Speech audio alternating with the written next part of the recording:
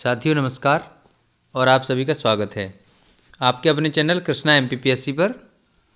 साथियों, Madhya Pradesh police constable भर्ती परीक्षा 2023 के लिए हम लाए हैं मॉडल टेस्ट पेपर। ठीक है, तो इस वीडियो में हम पहले मॉडल टेस्ट पेपर का अभ्यास करेंगे। ठीक है, उसको डिस्कस करेंगे। ठीक है, तो चलिए इसे शुरू करते हैं। देखिए साथियों, यहाँ पर मध्य प्रदेश पुलिस कांस्टेबल भर्ती परीक्षा 2023, ठीक है, मॉडल टेस्ट पेपर 1।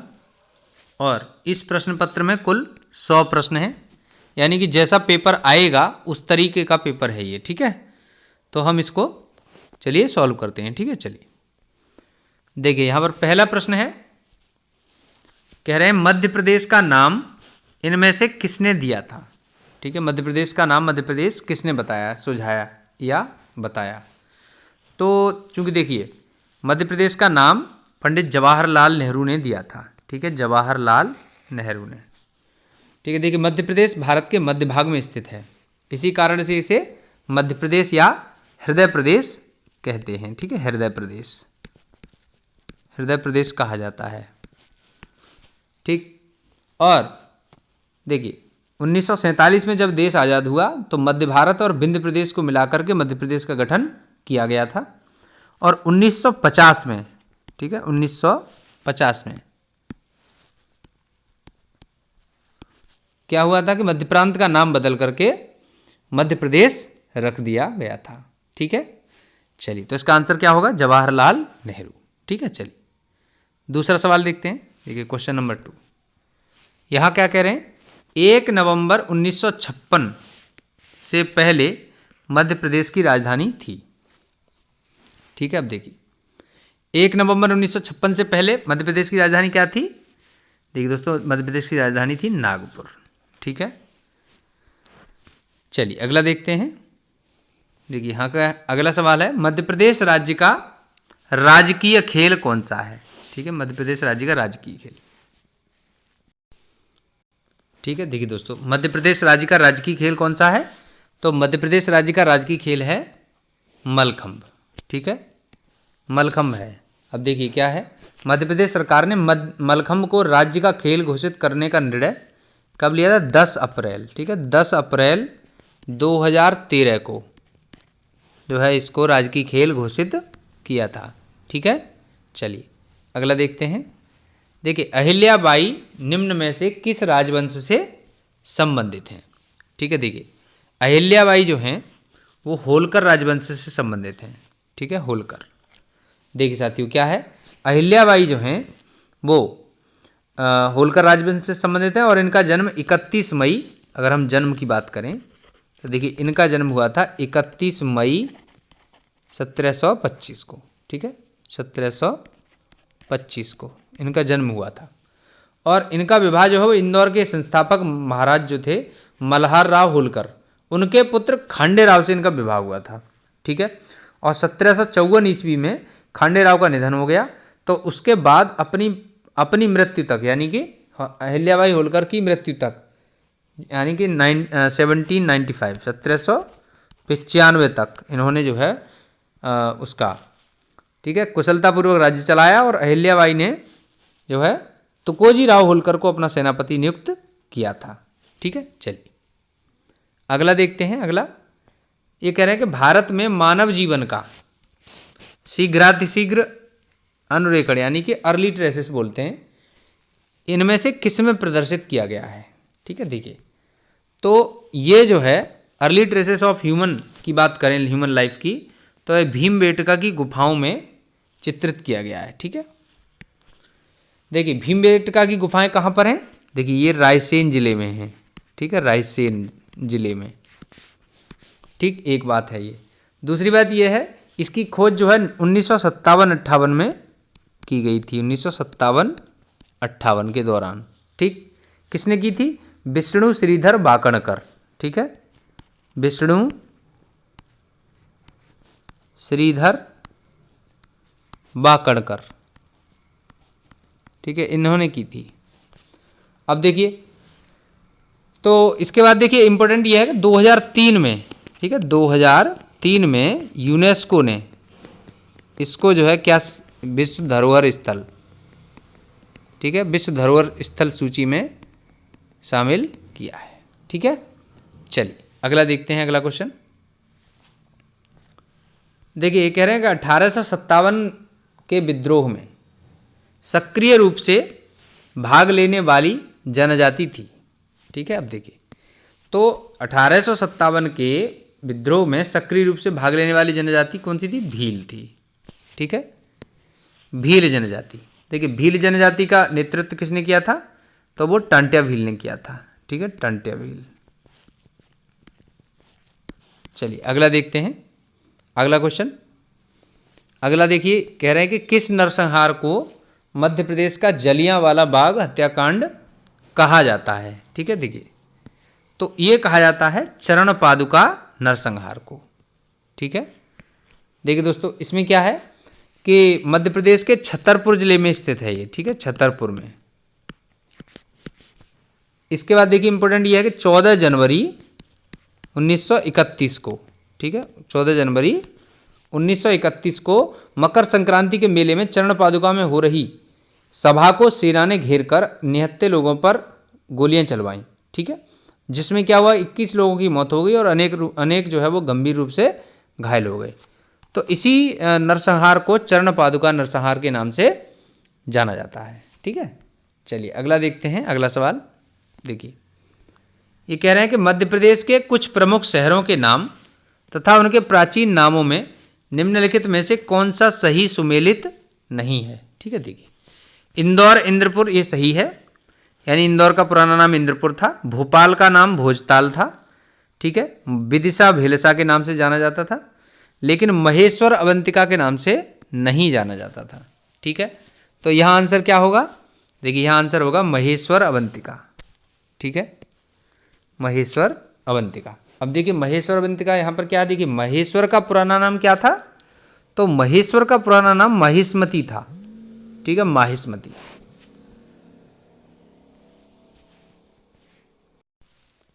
ठीक है, देखिए दोस्तों, तो महेश्वर का पुराना नाम क्या था? माहिष्मती। ठीक है, तो अब हम ये बात करें कि माहिष्मती या महेश्वर कहाँ है, तो वो खरगोन जिले में है। ठीक है, और यह जो है अहिल्याबाई होलकर की राजधानी रहा है, महेश्वर या महिष्मती। ठीक है, और यह जो है नर्मदा नदी के किनारे बसा हुआ है महेश्वर शहर, और यह जो है साड़ियों के लिए प्रसिद्ध है। ठीक है, चलिए अगला देखते हैं, अगला सवाल देखिए, यहाँ कह रहे हैं ग्यारसपुर के अठखंबे और चौखंबे किसके दो अवशेष हैं? ठीक है, तो देखिए, ग्यारसपुर के अठखंबे चौखंबे जो मंदिरों के अवशेष हैं। ठीक है, मंदिरों के। अब देखिए दोस्तों, यहाँ क्या है, देखिए, विदिशा जिले का विकास खंड है ये, क्या, ग्यारसपुर। ठीक है, विदिशा जिले का यह विकास खंड है ग्यारसपुर। ठीक है, अब देखिए, आपसे यह रिक्वेस्ट है कि आप विदिशा जिले से संबंधित एक ऐसे प्रसिद्ध व्यक्तित्व का नाम लिखें कमेंट बॉक्स में। ठीक है, जो नोबेल प्राइज भी जीता है। ठीक है, नोबेल। ठीक है, नोबेल प्राइज भी जीता है। चलिए अगला हम देखते हैं सवाल 10वां। देखिए 10वां सवाल क्या है, सांची स्तूप प्रारंभिक रूप से और मूल रूप से, ठीक है, इनमें से किससे निर्मित एक छोटी संरचना थी? ठीक है, देखिए दोस्तों, सांची स्तूप जो है ना, वो ईंटों से निर्मित संरचना थी। ठीक है, ईंटों से, अर्धगोलाकार ईंटों से निर्मित छोटी संरचना है। ठीक है, यह कहाँ पर है? यह रायसेन जिले में है। ठीक है, रायसेन जिले में, ठीक, बेतवा नदी के किनारे। ठीक है, बेतवा नदी के किनारे। ठीक है, यह बौद्ध धर्म का प्रमुख तीर्थ स्थल है। और सांची स्तूप का निर्माण किसने कराया था? तो वो अशोक ने, सम्राट अशोक ने 3री शताब्दी के समय में करवाया था। ठीक है, देखिए, गौतम बुद्ध के 2 शिष्य थे, सारिपुत्र और महामोदगलायन, उनकी अस्थियों के अवशेषों को रखा गया है। सांची स्तूप की खोज 1818 में जनरल टेलर ने की थी। ठीक है, जनरल टेलर ने की थी।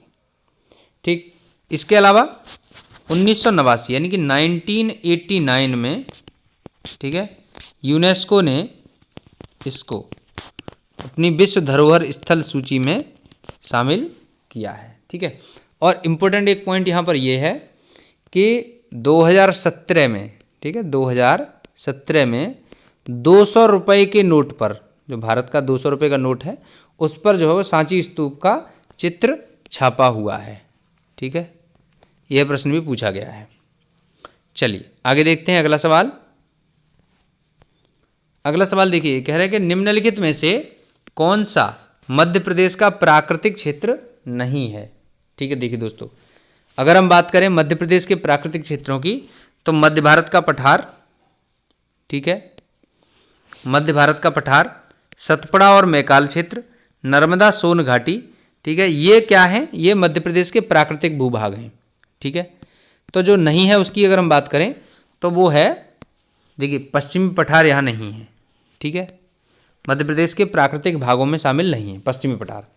पश्चिमी पठार कहाँ पर है, तो देखिए पश्चिमी पठार ऑस्ट्रेलिया में है। ठीक है, ऑस्ट्रेलिया महाद्वीप में पश्चिमी पठार। और पश्चिमी घाट की अगर बात करें, देखिए पश्चिमी घाट, ठीक है, इस पर भी प्रश्न पूछा गया है। तो पश्चिमी घाट कहाँ पर है, देखिए पश्चिमी घाट जो है वो कहाँ है, भारत में स्थित है, दक्षिण भारत में। ठीक है, नीलगिरी की पहाड़ियाँ हैं। चलिए अगला देखते हैं। अगला क्वेश्चन है, मध्य प्रदेश से होकर गुजरने वाली महत्वपूर्ण अक्षांश इनमें से कौन सी है। ठीक है, देखिए मध्य प्रदेश से कौन सी रेखा गुजरती है, मध्य प्रदेश से कर्क रेखा गुजरती है, ट्रॉपिक ऑफ कैंसर। ठीक है, देखिए दोस्तों, यहाँ क्या है, समझने वाली बात यह है कि कर्क रेखा भारत के 8 राज्यों से गुजरती है। ठीक है, 8 राज्यों से। वे 8 राज्य कौन कौन से हैं, देखिए उनकी हम बात करें तो पश्चिम से पूर्व का क्रम है, इस क्रम में है। तो सबसे पहले क्या आता है, सबसे पहले गुजरात आ जाता है। ठीक है, उसके बाद राजस्थान आता है। ठीक, उसके बाद मध्य प्रदेश आता है। ठीक है, और उसके बाद छत्तीसगढ़ आता है। ठीक, उसके बाद झारखंड आ जाता है, और उसके बाद पश्चिम बंगाल आ जाता है। ठीक है, और उसके बाद त्रिपुरा आता है, और उसके बाद आता है मिजोरम। ठीक है, तो ये राज्य हैं, 8 राज्य, जिनमें से कर्क रेखा गुजरती है। ठीक, अब यहाँ पर जानने वाली बात यह है कि मध्य प्रदेश में, देखिए मध्य प्रदेश में कर्क रेखा 14 जिलों से गुजरती है। ठीक है, एमपी में कर्क रेखा जो है वो 14 जिलों से गुजरती है। ठीक है, अगर हम इन जिलों की बात करें, ठीक है, वही पश्चिम से पूर्व का क्रम अगर हम देखें तो पश्चिम से पूर्व का क्रम क्या है, यहाँ पर देखिए रतलाम से शुरू होती है। ठीक है, रतलाम, उज्जैन, आगर मालवा, राजगढ़, सीहोर, भोपाल, विदिशा, रायसेन, सागर, दमोह, कटनी, जबलपुर, उमरिया और शहडोल। ठीक है, इसके अलावा देखिए कर्क रेखा जो है वो मध्य प्रदेश को 2 भागों में दो बराबर भागों में बांटती है। ठीक है, 2 बराबर भागों में। ठीक है, चलिए आगे अब देखते हैं अगला सवाल। देखिए कह रहे हैं कि मध्य प्रदेश के पूर्व में, मध्य प्रदेश के पूर्व में स्थित 2 राज्य हैं। ठीक है, देखिए तो मध्य प्रदेश के पूर्व में स्थित राज्यों की अगर हम बात करें तो वे हैं छत्तीसगढ़ और झारखंड। ठीक है, ये पूर्व में स्थित राज्य हैं। तो इसके अलावा देखिए मध्य प्रदेश राज्य की जो सीमा है, ठीक है, वह 5 राज्यों को टच करती है। ठीक है, 5 राज्यों को। अब वे 5 राज्य कौन कौन से हैं, देखिए उत्तर प्रदेश, ठीक है, छत्तीसगढ़, ठीक, इसके अलावा राजस्थान, और इसके अलावा गुजरात, और इसके अलावा महाराष्ट्र। ठीक है, ये 5 राज्य हैं जिनसे इसकी मध्य प्रदेश की सीमा टच करती है। ठीक है, लैंड लॉक्ड स्टेट है ये, लैंड लॉक्ड स्टेट। ठीक है, चलिए आगे देखते हैं। अगर हम बात करें नेक्स्ट क्वेश्चन की तो देखिए ये कह रहे हैं कि मध्य प्रदेश को कितने वन क्षेत्रीय मंडलों में बांटा गया है। ठीक है, देखिए मध्य प्रदेश को 16 वन क्षेत्रीय मंडलों में बांटा गया है। ठीक है, 16 में, देखिए 16 वन क्षेत्रीय मंडल हैं और 63 क्षेत्रीय वन मंडल हैं। ठीक है, यानी 16 क्षेत्रीय वन व्रत हैं। 16 क्या हैं? क्षेत्रीय वन व्रत, वन व्रत। ठीक है, और 63 क्षेत्रीय वन मंडल हैं। ठीक है, चलिए आगे देखते हैं नेक्स्ट, अगला सवाल। ठीक है, देखिए नेक्स्ट क्वेश्चन क्या है, मध्य प्रदेश के निम्नलिखित जिलों में से कौन सा दक्षिण का द्वार के नाम से जाना जाता है? ठीक है, देखिए तो दक्षिण के द्वार के नाम से बुरहानपुर जिले को जाना जाता है। ठीक है, देखिए तो यहाँ क्या है, चूंकि यह मध्य प्रदेश के दक्षिण में है, इस कारण से दक्षिणी द्वार कहते हैं। ठीक है, बुरहानपुर के आकर्षण केंद्रों की बात करें तो यहाँ पर अकबरी सराय, तान्हा, गुजरी मस्जिद, ठीक है, असीरगढ़ का किला, जामा मस्जिद, मुमताज की कब्र, दरगाह ए हकीमी आदि स्थित हैं। ठीक है, चलिए अगला देखते हैं, अगला सवाल। देखिए ये कह रहे हैं कि खट्टे फलों में कौन सा विटामिन प्रचुर मात्रा में पाया जाता है? ठीक है, देखिए खट्टे फलों में विटामिन सी पाया जाता है। ठीक है, विटामिन सी, जैसे संतरा है, ठीक है, नींबू है, इनमें जो है क्या पाया जाएगा? Vitamin C. ठीक है, तो खट्टे फलों में और सब्जियों में जो है क्या पाया जाता है? Vitamin C. ठीक है, और विटामिन सी की कमी से अगर बात करें, देखिए इसकी अगर कमी हो जाए तो कौन सा रोग होता है? स्कर्वी। ठीक है, स्कर्वी रोग हो जाता है, यह प्रश्न पूछा जाता है। ठीक है, चलिए अगला सवाल है, देखिए जब एक बस अचानक चलना शुरू होती है तो यात्री पीछे की ओर धकेले जाने का अनुभव करता है, यह निम्नलिखित में से किसका उदाहरण है? ठीक है, देखिए तो यह उदाहरण है न्यूटन के पहले नियम का। ठीक है, चलिए अगला देखते हैं, नेक्स्ट है, निम्नलिखित में से कौन एंटासिड में सक्रिय संगठक है? ठीक है, देखिए तो ये क्या है? सोडियम बाई कार्बोनेट होता है।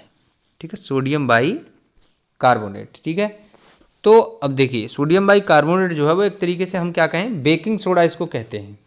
ठीक है, तो इसको रासायनिक रूप में क्या जानते हैं? देखिए NaHCO3, ये इसका रासायनिक सूत्र है। ठीक है, तो इसको हम क्या कहते हैं? बेकिंग सोडा कहते हैं। और यह जो है देखिए हार्टबर्न, अपच और पेट की खराबी के इलाज के रूप में एंटासिड के रूप में प्रयोग किया जाता है। ठीक है, इसका स्वाद कैसा होता है? देखिए थोड़ा नमकीन होता है, क्षारीय होता है। ठीक है, क्षारीय।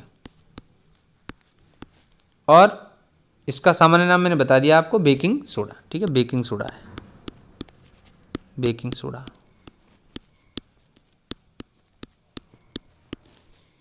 चलिए अगला देखते हैं, मध्य प्रदेश में किस स्थान पर उमा रसोई बनाई जा रही है? ठीक है, देखिए उमा रसोई, इसकी अगर हम बात करें तो यह बनाई जा रही है उज्जैन में। ठीक है, उज्जैन महाकाल लोक में। देखिए मध्य प्रदेश के उज्जैन महाकाल लोक में उमा रसोई बनाई जा रही है। इसमें एक बार में 8000 लोग भोजन कर सकेंगे। ठीक है, इस रसोई में जो है इस प्रकार की व्यवस्था की जा रही है कि इसकी गिनती देश की सबसे बड़ी रसोई में हो।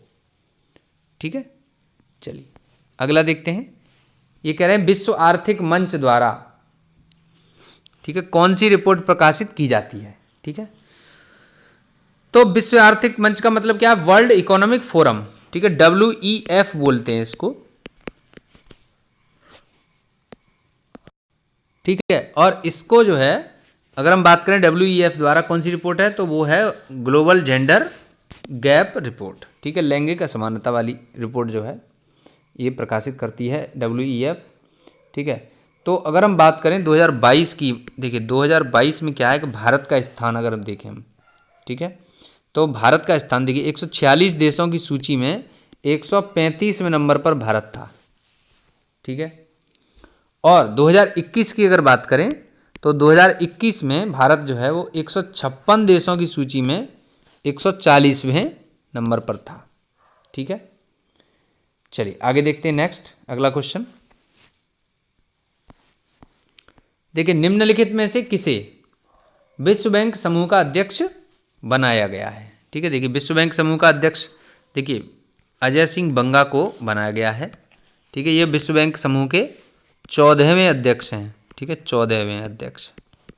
इनसे पहले डेविड मालपस थे, उन्होंने जलवायु परिवर्तन से संबंधित मुद्दे को लेकर के इस्तीफा दे दिया है। ठीक है, अजय सिंह बंगा जो है देखिए IIM अहमदाबाद के छात्र थे, IIM अहमदाबाद के। ठीक है, और भारतीय है ना, भारतीय अमेरिकी इनको इंडो अमेरिकन कहा जाता है। और ये जो हैं इनका जन्म हुआ था पुणे में। ठीक है, पुणे में, पुणे महाराष्ट्र में, और 1959 में, 1959 में। ठीक, उनका कार्यकाल कितना होगा? देखिए उनका कार्यकाल 5 वर्ष का होगा।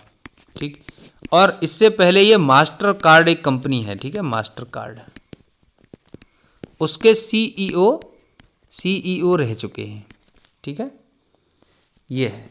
चलिए अगला देखते हैं। नेक्स्ट अगला सवाल देखिए, यहाँ पर एक चीज़ और जान लेते हैं कि अजय सिंह बंगा को 2016 में भारत सरकार ने पद्मश्री से सम्मानित किया था।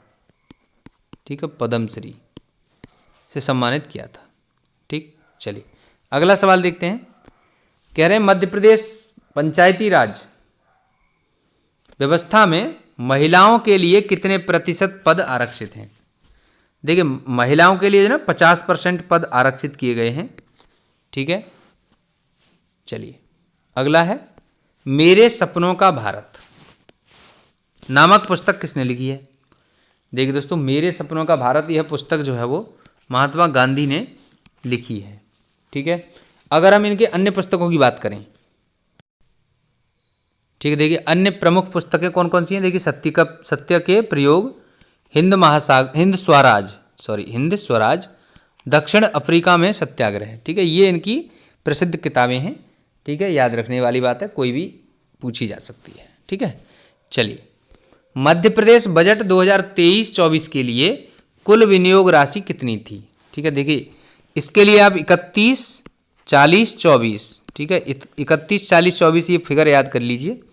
और यह आंसर कहाँ है? देखिए पहले वाले में है 31, 40, 24.84 करोड़ रुपए। ठीक है, ये याद रखिए। और पिछले वर्ष की तुलना में यह 12% अधिक था। ठीक है, 12% अधिक। चलिए अगला सवाल है, देखिए मध्य प्रदेश के संदर्भ में कौन सा कथन सत्य नहीं है? ठीक है, देखिए मध्य प्रदेश अपने वर्तमान स्वरूप में 1 नवंबर 2000 को अस्तित्व में आया, ये ठीक बात है। ठीक है, चूँकि 2000 में जो है छत्तीसगढ़ अलग हुआ, तो 1 नवंबर 2000 के बाद अब जो मध्य प्रदेश है वो 1 नवंबर 2000 के ही बाद का है। उमा भारती मध्य प्रदेश की द्वितीय महिला राज्यपाल थी, ये गलत है। मध्य प्रदेश से छत्तीसगढ़ के अलग होने के समय राज्य के मुख्यमंत्री दिग्विजय सिंह थे, ये सही है। मध्य प्रदेश का राजकीय खेल मलखंबा, ये सही है। तो यहाँ पूछ रहे हैं, यहाँ क्या पूछ रहे हैं? कौन सा कथन सत्य नहीं है? ठीक है, तो ये दूसरा वाला सही नहीं है। ठीक है, यानी कि उमा भारती मध्य प्रदेश राज्य की द्वितीय महिला राज्यपाल थी, ये बात सही नहीं है। ठीक है, अब इसके विषय में अगर मैं बताऊं तो उमा भारती जो है वो मध्य प्रदेश राज्य की पहली महिला CM थी। ठीक है, पहली महिला CM। और अगर दूसरी महिला राज्यपाल की बात करें तो वो आनंदीबेन पटेल। ठीक, और पहली महिला राज्यपाल कौन थी? तो वो थी सरला ग्रेवाल। ठीक है, सरला ग्रेवाल ये पहली महिला राज्यपाल थी। ठीक है, चलिए नेक्स्ट हम देखेंगे, निम्नलिखित में से किस स्थान पर है ना भगोरिया हाट का आयोजन किया जाता है? ठीक है, देखिए भगोरिया हाट क्या होली त्योहार के 7 दिन पहले मनाया जाता है। ठीक है, होली त्योहार के 7 दिन पहले।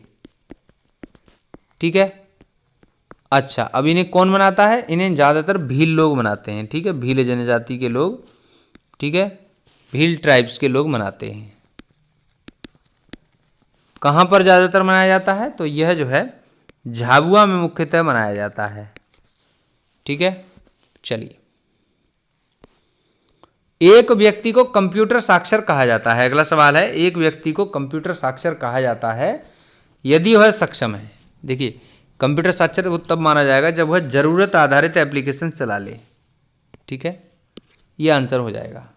ठीक, अगला देखिए, अगला है 28। देखिए, G20 शिखर सम्मेलन के संदर्भ में कौन सा कथन असत्य है। ठीक है, देखिए, अगर हम बात करें कि इसकी G20 शिखर सम्मेलन की स्थापना 1999 में की गई थी और इसमें 19 देश और यूरोपियन यूनियन शामिल है, तो ये सही है। ठीक है, 2022 में इसकी 17वीं मीटिंग हुई और आयोजन पेरिस में हुआ, ये गलत है। 2023 में इसका आयोजन नई दिल्ली में होगा, प्रगति मैदान में, भारत में, ये सही है।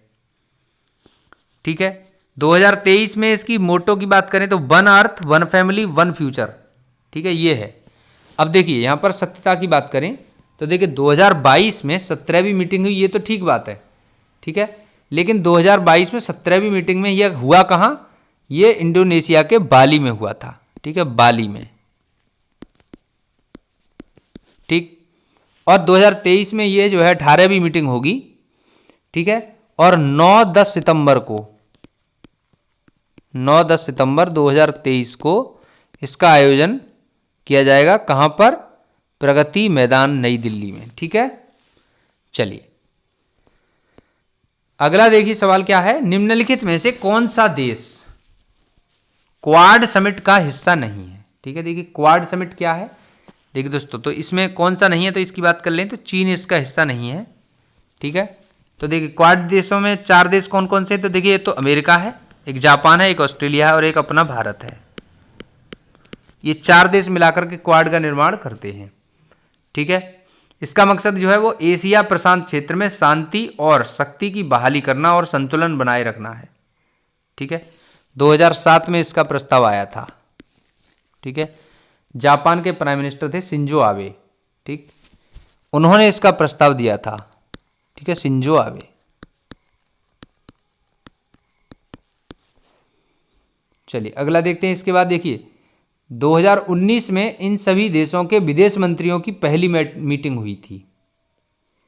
ठीक है, चलिए अगला देखेंगे। नेक्स्ट ये कह रहे हैं यहाँ पर कि निम्नलिखित में से किस देश की राजधानी लुसाका है। ठीक है, देखिए तो लुसाका राजधानी किसकी है? देखिए दोस्तों, जाम्बिया की राजधानी है, जाम्बिया की। ठीक है, ठीक है, देखिए जाम्बिया की राजधानी क्या है? लुसाका। इसके अलावा अगर हम युगांडा की बात करें तो उसकी राजधानी कंपाला है, जिम्बाब्वे की राजधानी हरारे है और केनिया की राजधानी नैरोबी है। ठीक है, और बाकी देखिए इंपॉर्टेंट ये है कि ये चारों देश जैसे युगांडा, जाम्बिया, जिम्बाब्वे, कीनिया, ये सभी कैसे देश हैं? ये अफ्रीकी देश हैं। ठीक है, चलिए अगला सवाल देखते हैं। तो देखिए कह रहे हैं कि पगारा बांध कहाँ स्थित है। ठीक है, तो ये जो पगारा बांध है ये स्थित है ग्वालियर में। ठीक है, ग्वालियर में स्थित है पगारा बांध। और ये परियोजना जो है ग्वालियर, देखिए ग्वालियर और मुरैना, ठीक है, इसकी संयुक्त परियोजना है। ठीक है, और इस बांध को 1927 में निर्मित कराया गया था। ठीक, 1927 में निर्मित यह बांध। ठीक है, चलिए अगला सवाल देखते हैं। नेक्स्ट देखिए अगला क्वेश्चन है इकबाल सम्मान। ये कह रहे हैं इकबाल सम्मान मध्य प्रदेश में किस क्षेत्र के लिए दिया जाता है। ठीक है, देखिए इकबाल सम्मान जो है वो दिया जाता है रचनात्मक उर्दू लेखन के क्षेत्र में। ठीक है, अब देखिए यह जो है मध्य प्रदेश सरकार के या मध्य प्रदेश शासन के संस्कृति विभाग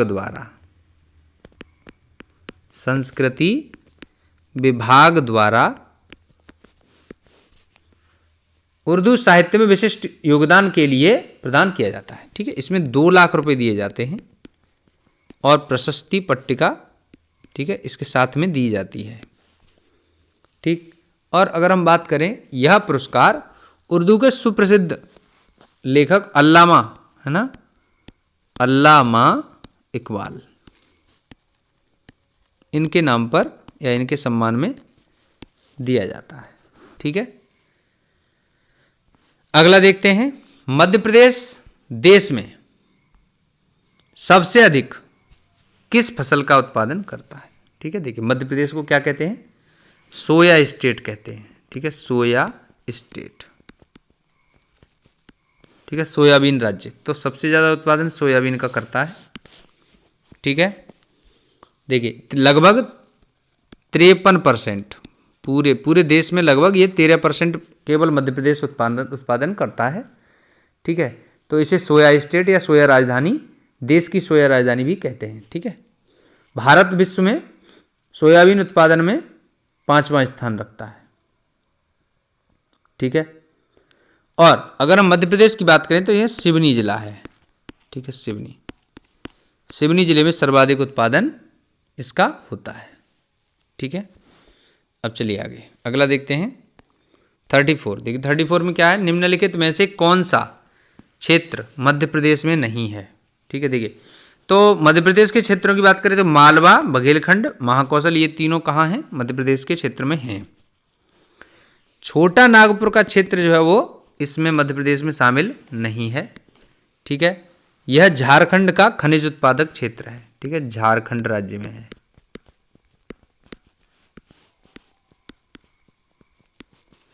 ठीक, चलिए अगला देखते हैं, कह रहे हैं ये वर्ष 2003 में मध्य प्रदेश सरकार द्वारा बनाए गए 3 नए जिलों में से कौन सा एक नहीं है। देखिए दोस्तों, मध्य प्रदेश सरकार ने 2003 में 3 नए जिले बनाए थे। ठीक है, वे थे बुरहानपुर, अनूपपुर और अशोकनगर। ये 2003 में बनाए गए थे। ठीक, और अलीराजपुर 2008 में घोषित किया गया था, बनाया गया था। ठीक है, झाबुआ से अलग करके। ठीक है, ये है झाबुआ से अलग करके। और 2008 में एक और जिला बनाया गया था, उसको हमने क्या नाम दिया था, सिंगरौली। ठीक है, सिंगरौली, ये याद रखने की बात है। और मध्य प्रदेश में वर्तमान में कितने जिले हैं, 53 जिले हैं। ठीक है, 53वां जिला कौन सा है, तो वो है मऊगंज। ठीक है, मऊगंज, ये रीवा से काट करके बनाया गया है। ठीक है, चलिए अगला देखते हैं नेक्स्ट। भारत के सबसे लंबे पुल ढोला सदिया सेतु के संदर्भ में कौन सा कथन असत्य है। ठीक है, देखिए असत्य कथन पूछा ढोला सदिया के बारे में। अब देखिए तो यहाँ क्या है, देखिए अगर हम बात करें, इसे भूपेन हजारिका सेतु भी कहा जाता है, ये सही है। ठीक है, भूपेन हजारिका जो थे वो भारत रत्न से सम्मानित व्यक्ति थे। ठीक है, असम के। इसकी कुल लंबाई 9.15 किलोमीटर है, ये सही है। ठीक है, यह सेतु लोहित नदी पर बनाया गया है। ठीक है, ये ब्रह्मपुत्र की सहायक नदी है। यह सेतु असम और सिक्किम राज्यों को जोड़ता है, ये गलत है। ठीक है, ये आसाम और अरुणाचल प्रदेश को जोड़ता है। ठीक है, अरुणाचल प्रदेश, ये याद रखने की बात है। देखिए इसका उद्घाटन किया था मोदी जी ने। ठीक है, 2017 में। ठीक है, और ये जो है क्या है, सबसे लंबा सेतु है। ठीक है, इसका एक छोर अरुणाचल प्रदेश के ढोला कस्बे में और दूसरा छोर असम के तिनसुकिया जिले के सदिया कस्बे में है। ठीक है, चलिए अगला देखते हैं नेक्स्ट। 2011 की जनगणना आंकड़ों के अनुसार, ठीक है, मध्य प्रदेश में निम्न में से सर्वाधिक लिंगानुपात वाले 3 जिले, इनमें से कौन सा एक नहीं है। ठीक है, कौन से 3 जिले हैं, तो इनकी बात करें, देखिए बालाघाट है। ठीक है, यहाँ पर 1021 है। ठीक है, सेक्स रेशियो कितना है, लिंगानुपात 1021। ठीक, अलीराजपुर की बात करें तो यहाँ पर 1011 है। ठीक है, और मंडला की बात करें तो 1008 है। ये क्रमशः 3 जिले हैं। ठीक है, और दतिया में कितना है, तो दतिया में 873 है। ये कम लिंगानुपात वाले जिलों में आता है। ठीक है, तो आंसर यहाँ पर अगर हम बात करें कौन सा हो जाएगा, देखिए दोस्तों यहाँ आंसर हो जाएगा दतिया। ठीक है, चलिए अगला देखते हैं नेक्स्ट सवाल। अगला, भारतीय संविधान का कौन सा अनुच्छेद धन विधेयक को परिभाषित करता है। तो धन विधेयक को कौन सा आर्टिकल है? देखिए आर्टिकल 110 में धन विधेयक की परिभाषा दी गई है। ठीक है, नेक्स्ट है देखिए थॉमस कप 2022 का विजेता है। ठीक है, देखिए थॉमस कप जो है वो उसका विजेता 2022 का भारत है। ठीक है, भारत ने पहली बार, ठीक है, पहली बार यह टाइटल जीता है। और किसको हराया है? इंडोनेशिया को हराया है। ठीक है, को हराया है। ठीक है, और इसने कितनी बार जीता है? इसने 14 बार, 14 बार जीता है ये। ठीक है, ये समझिए भारत ने इंडोनेशिया को 3-0 से फाइनल में हराया था, तब जाकर ये थॉमस कप जीता है। ठीक है, चलिए अगला सवाल देखते हैं। लाडली बहना योजना में मध्य प्रदेश सरकार ने पात्र बहन को कितने रुपए की धनराशि देने की घोषणा की है? तो इसमें 1000 रुपये प्रतिमाह दिए जाएंगे पात्र बहन को। ठीक है, चलिए अगला देखते हैं नेक्स्ट। मध्य प्रदेश सरकार ने मऊगंज को 53वां जिला बनाने की घोषणा मार्च 2023 में की थी। यह किस जिले से काटकर बनाया जाएगा? ठीक है, देखिए दोस्तों यह रीवा से काटकर बनाया जाएगा। ये मैंने अभी थोड़ी देर पहले डिस्कस किया था। ठीक है, तो 53वां जिला हो जाएगा मऊगंज। ठीक है, चलिए 52वें जिले की बात करें तो वो कौन सा था? वो निवाड़ी था। ठीक है, टीकमगढ़ से काट करके बनाया गया था। निम्न में से वे पहाड़ियां कौन सी हैं जो पूर्वी और पश्चिमी घाटों को जोड़ती हैं? ठीक है, देखिए पश्चिमी घाटों की बात करें, हमने अभी थोड़ी देर पहले पश्चिमी घाट डिस्कस किए थे। मैंने बताया था कि पश्चिमी घाट नीलगिरी पहाड़ियों पर है, तो इसमें आंसर क्या होगा? नीलगिरी की पहाड़ियाँ। ठीक है, और ये कहाँ पर हैं? ये तमिलनाडु में है। ठीक है, तमिलनाडु में।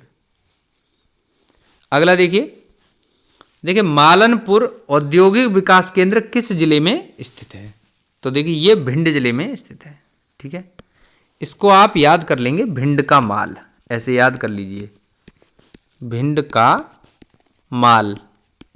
ठीक है, इसी से आप समझ जाएंगे कि मालनपुर है ना, तो भिंड का माल करके याद कर लीजिए। मालनपुर इंडस्ट्रियल डेवलपमेंट सेंटर कहाँ पर है? भिंड में। ठीक है, अगला देखेंगे पोषकों की मात्रा में अचानक हुई वृद्धि शैवालों की संख्या को अत्यधिक बढ़ा देती है, जिससे जल की सतह पर शैवालों की एक परत बन जाती है। इसे क्या कहते हैं? इसको कहते हैं हम एल्गल ब्लूम। ठीक है, ये एल्गल ब्लूम कहते हैं इसको। अगला देखिए दोस्तों, अगला कह रहे हैं कि भीतरकणिका अभयारण्य कहाँ है? उड़ीसा में। ये ठीक है। मन्नार की खाड़ी तमिलनाडु में है, सही है। कृष्णा अभयारण्य जो है आंध्र प्रदेश में, ये भी सही है। देखिए खिजड़िया अभयारण्य ये पश्चिम बंगाल में नहीं है। ठीक है, तो अगर हम देखें यहाँ पर कि खिजड़िया अभयारण्य कहाँ पर है, तो देखिए दोस्तों खिजड़िया अभयारण्य जो है वो कहाँ है? ठीक है, तो खिजड़िया अभयारण्य कहाँ है? गुजरात में है, और इसकी स्थापना 1981 में हुई थी। ठीक है, चलिए अगला देखेंगे नेक्स्ट। देखिए नेक्स्ट है बायोलॉजिकल ऑक्सीजन डिमांड। ठीक है, इसको बीओडी कहा जाता है। बीओडी क्या प्रदर्शित करता है? देखिए दोस्तों बीओडी से जल प्रदूषण की मात्रा को प्रदर्शित किया जाता है। ठीक है, चलिए अगला देखेंगे विश्व हिंदी दिवस कब मनाया जाता है? ठीक है, वर्ल्ड हिंदी डे। देखिए दोस्तों वर्ल्ड हिंदी डे जो है वो 10 जनवरी को प्रतिवर्ष मनाया जाता है।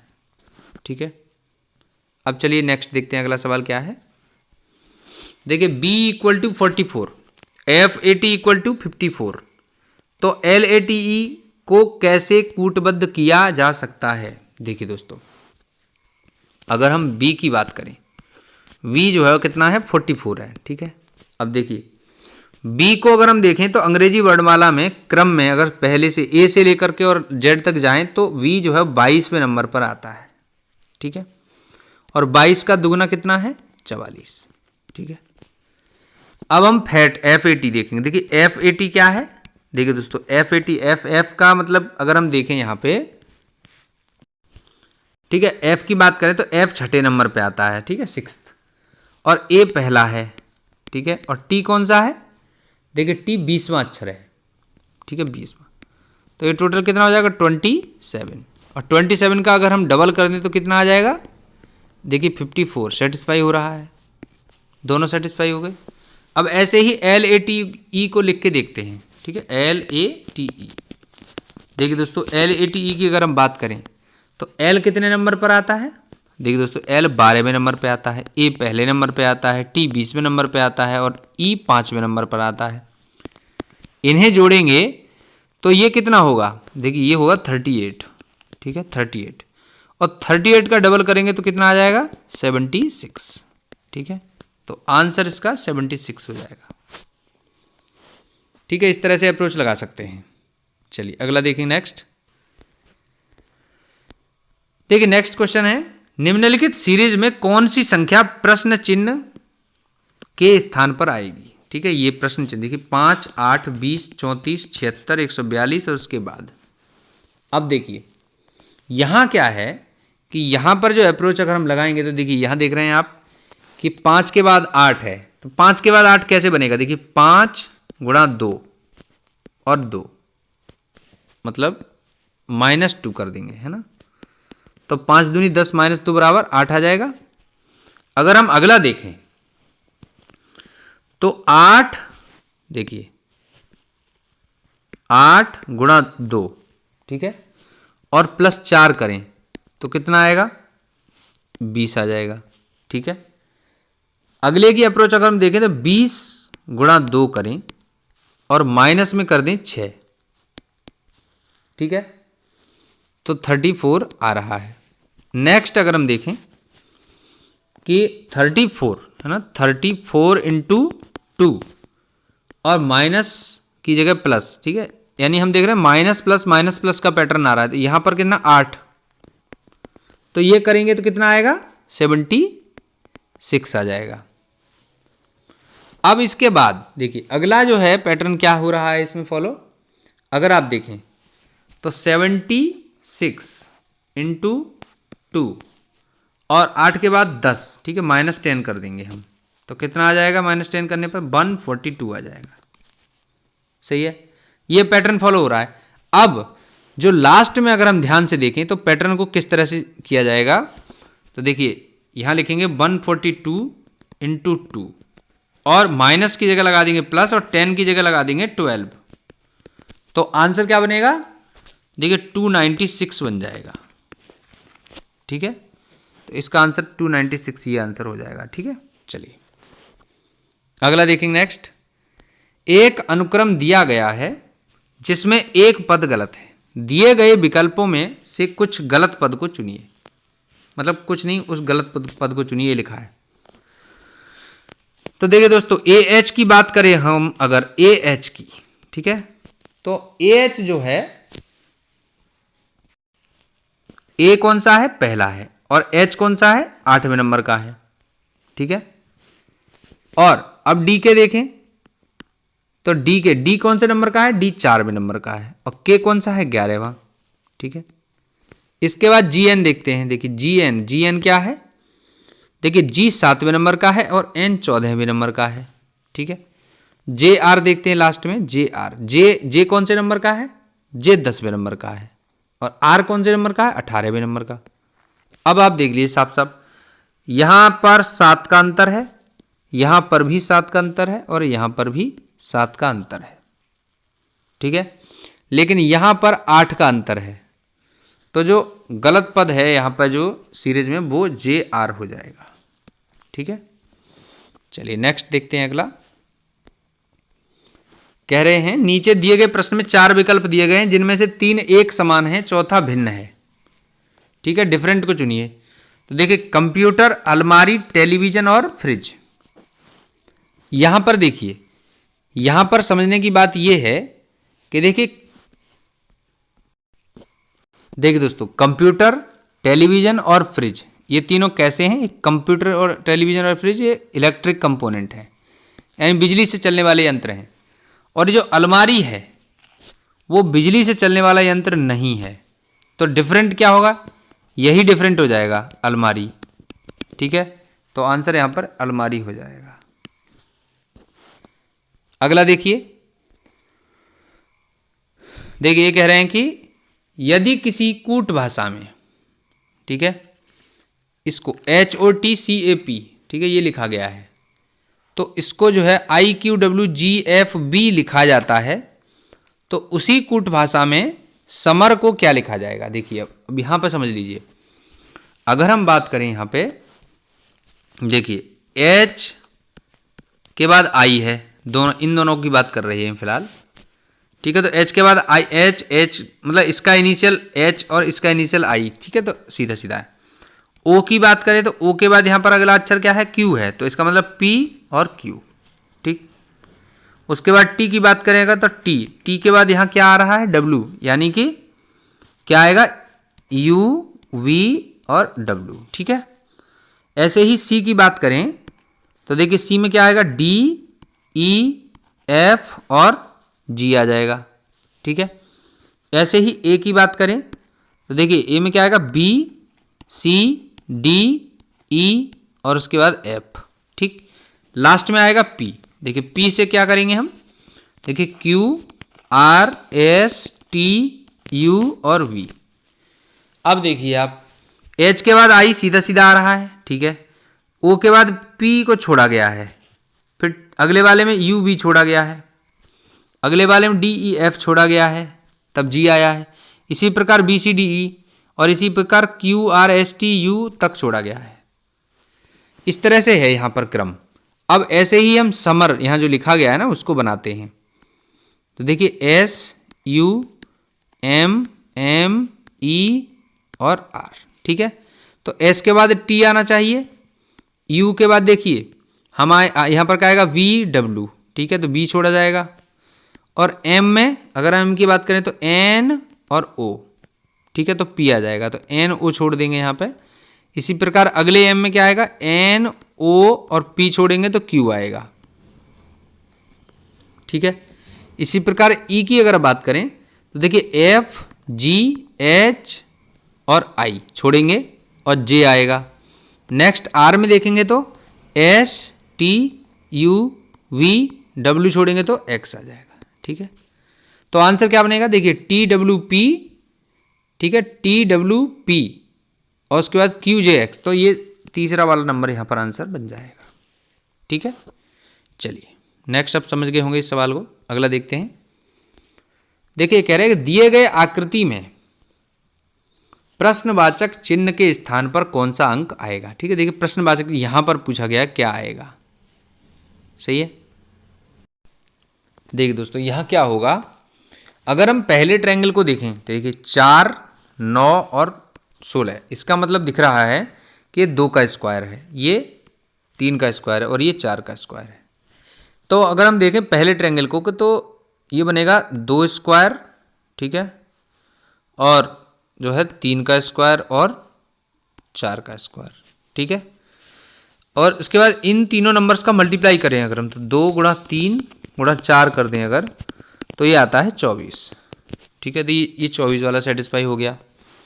अब अगर हम ऐसे ही इसको देखें दूसरे वाले को, तो ये 5 का स्क्वायर है और ये 6 का स्क्वायर है और ये 7 का स्क्वायर है, और 5 और 6 और 7 को मल्टीप्लाई करें, देखिए 5 गुणा 6 गुणा 7 इक्वल टू, देखिए यहाँ पर क्या होगा, तो ये 210 आ जाएगा, ठीक है, 210। ऐसे ही अब तीसरे वाले को देखें, देखिए 3 का स्क्वायर है, 4 का स्क्वायर है, 5 का स्क्वायर है। तो अगर हम 3 गुणा 4 गुणा 5 को कर दें तो कितना आएगा, 60 आ जाएगा, ठीक है। तो यहाँ आंसर कितना होगा, 60 हो जाएगा, ठीक है। बहुत आसान सा यहाँ पर ये पजल दिया था। चलिए अगला देखते हैं, अगला सवाल 54। देखिए ये कह रहे हैं प्लस का अर्थ है डिवाइड, ठीक है, और माइनस का अर्थ है प्लस। तो ये जो दिया गया है देखिए यहाँ पर क्या होगा कि 15 और प्लस का अर्थ क्या बता रहे थे, ये डिवाइड, ठीक है। तो क्या बन जाएगा, ये इस तरह से बनेगा।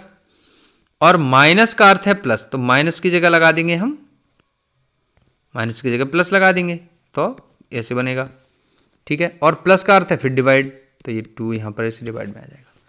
अब आप इसे सॉल्व कर लीजिए, तो डिवाइड डिवाइड पहले सॉल्व कर देंगे, तो पहले वाले का 3 आ जाएगा प्लस 4, और यह 4 और ये वाले को हम लिखेंगे, ये इसको भी डिवाइड कर देंगे, इन दोनों को डिवाइड कर देंगे 2, इस तरह से क्या बनेगा, 5 आंसर बनेगा, ठीक है। ठीक है चलिए अगला देखते हैं नेक्स्ट। ये देखिए दिशा संबंधी प्रश्न है।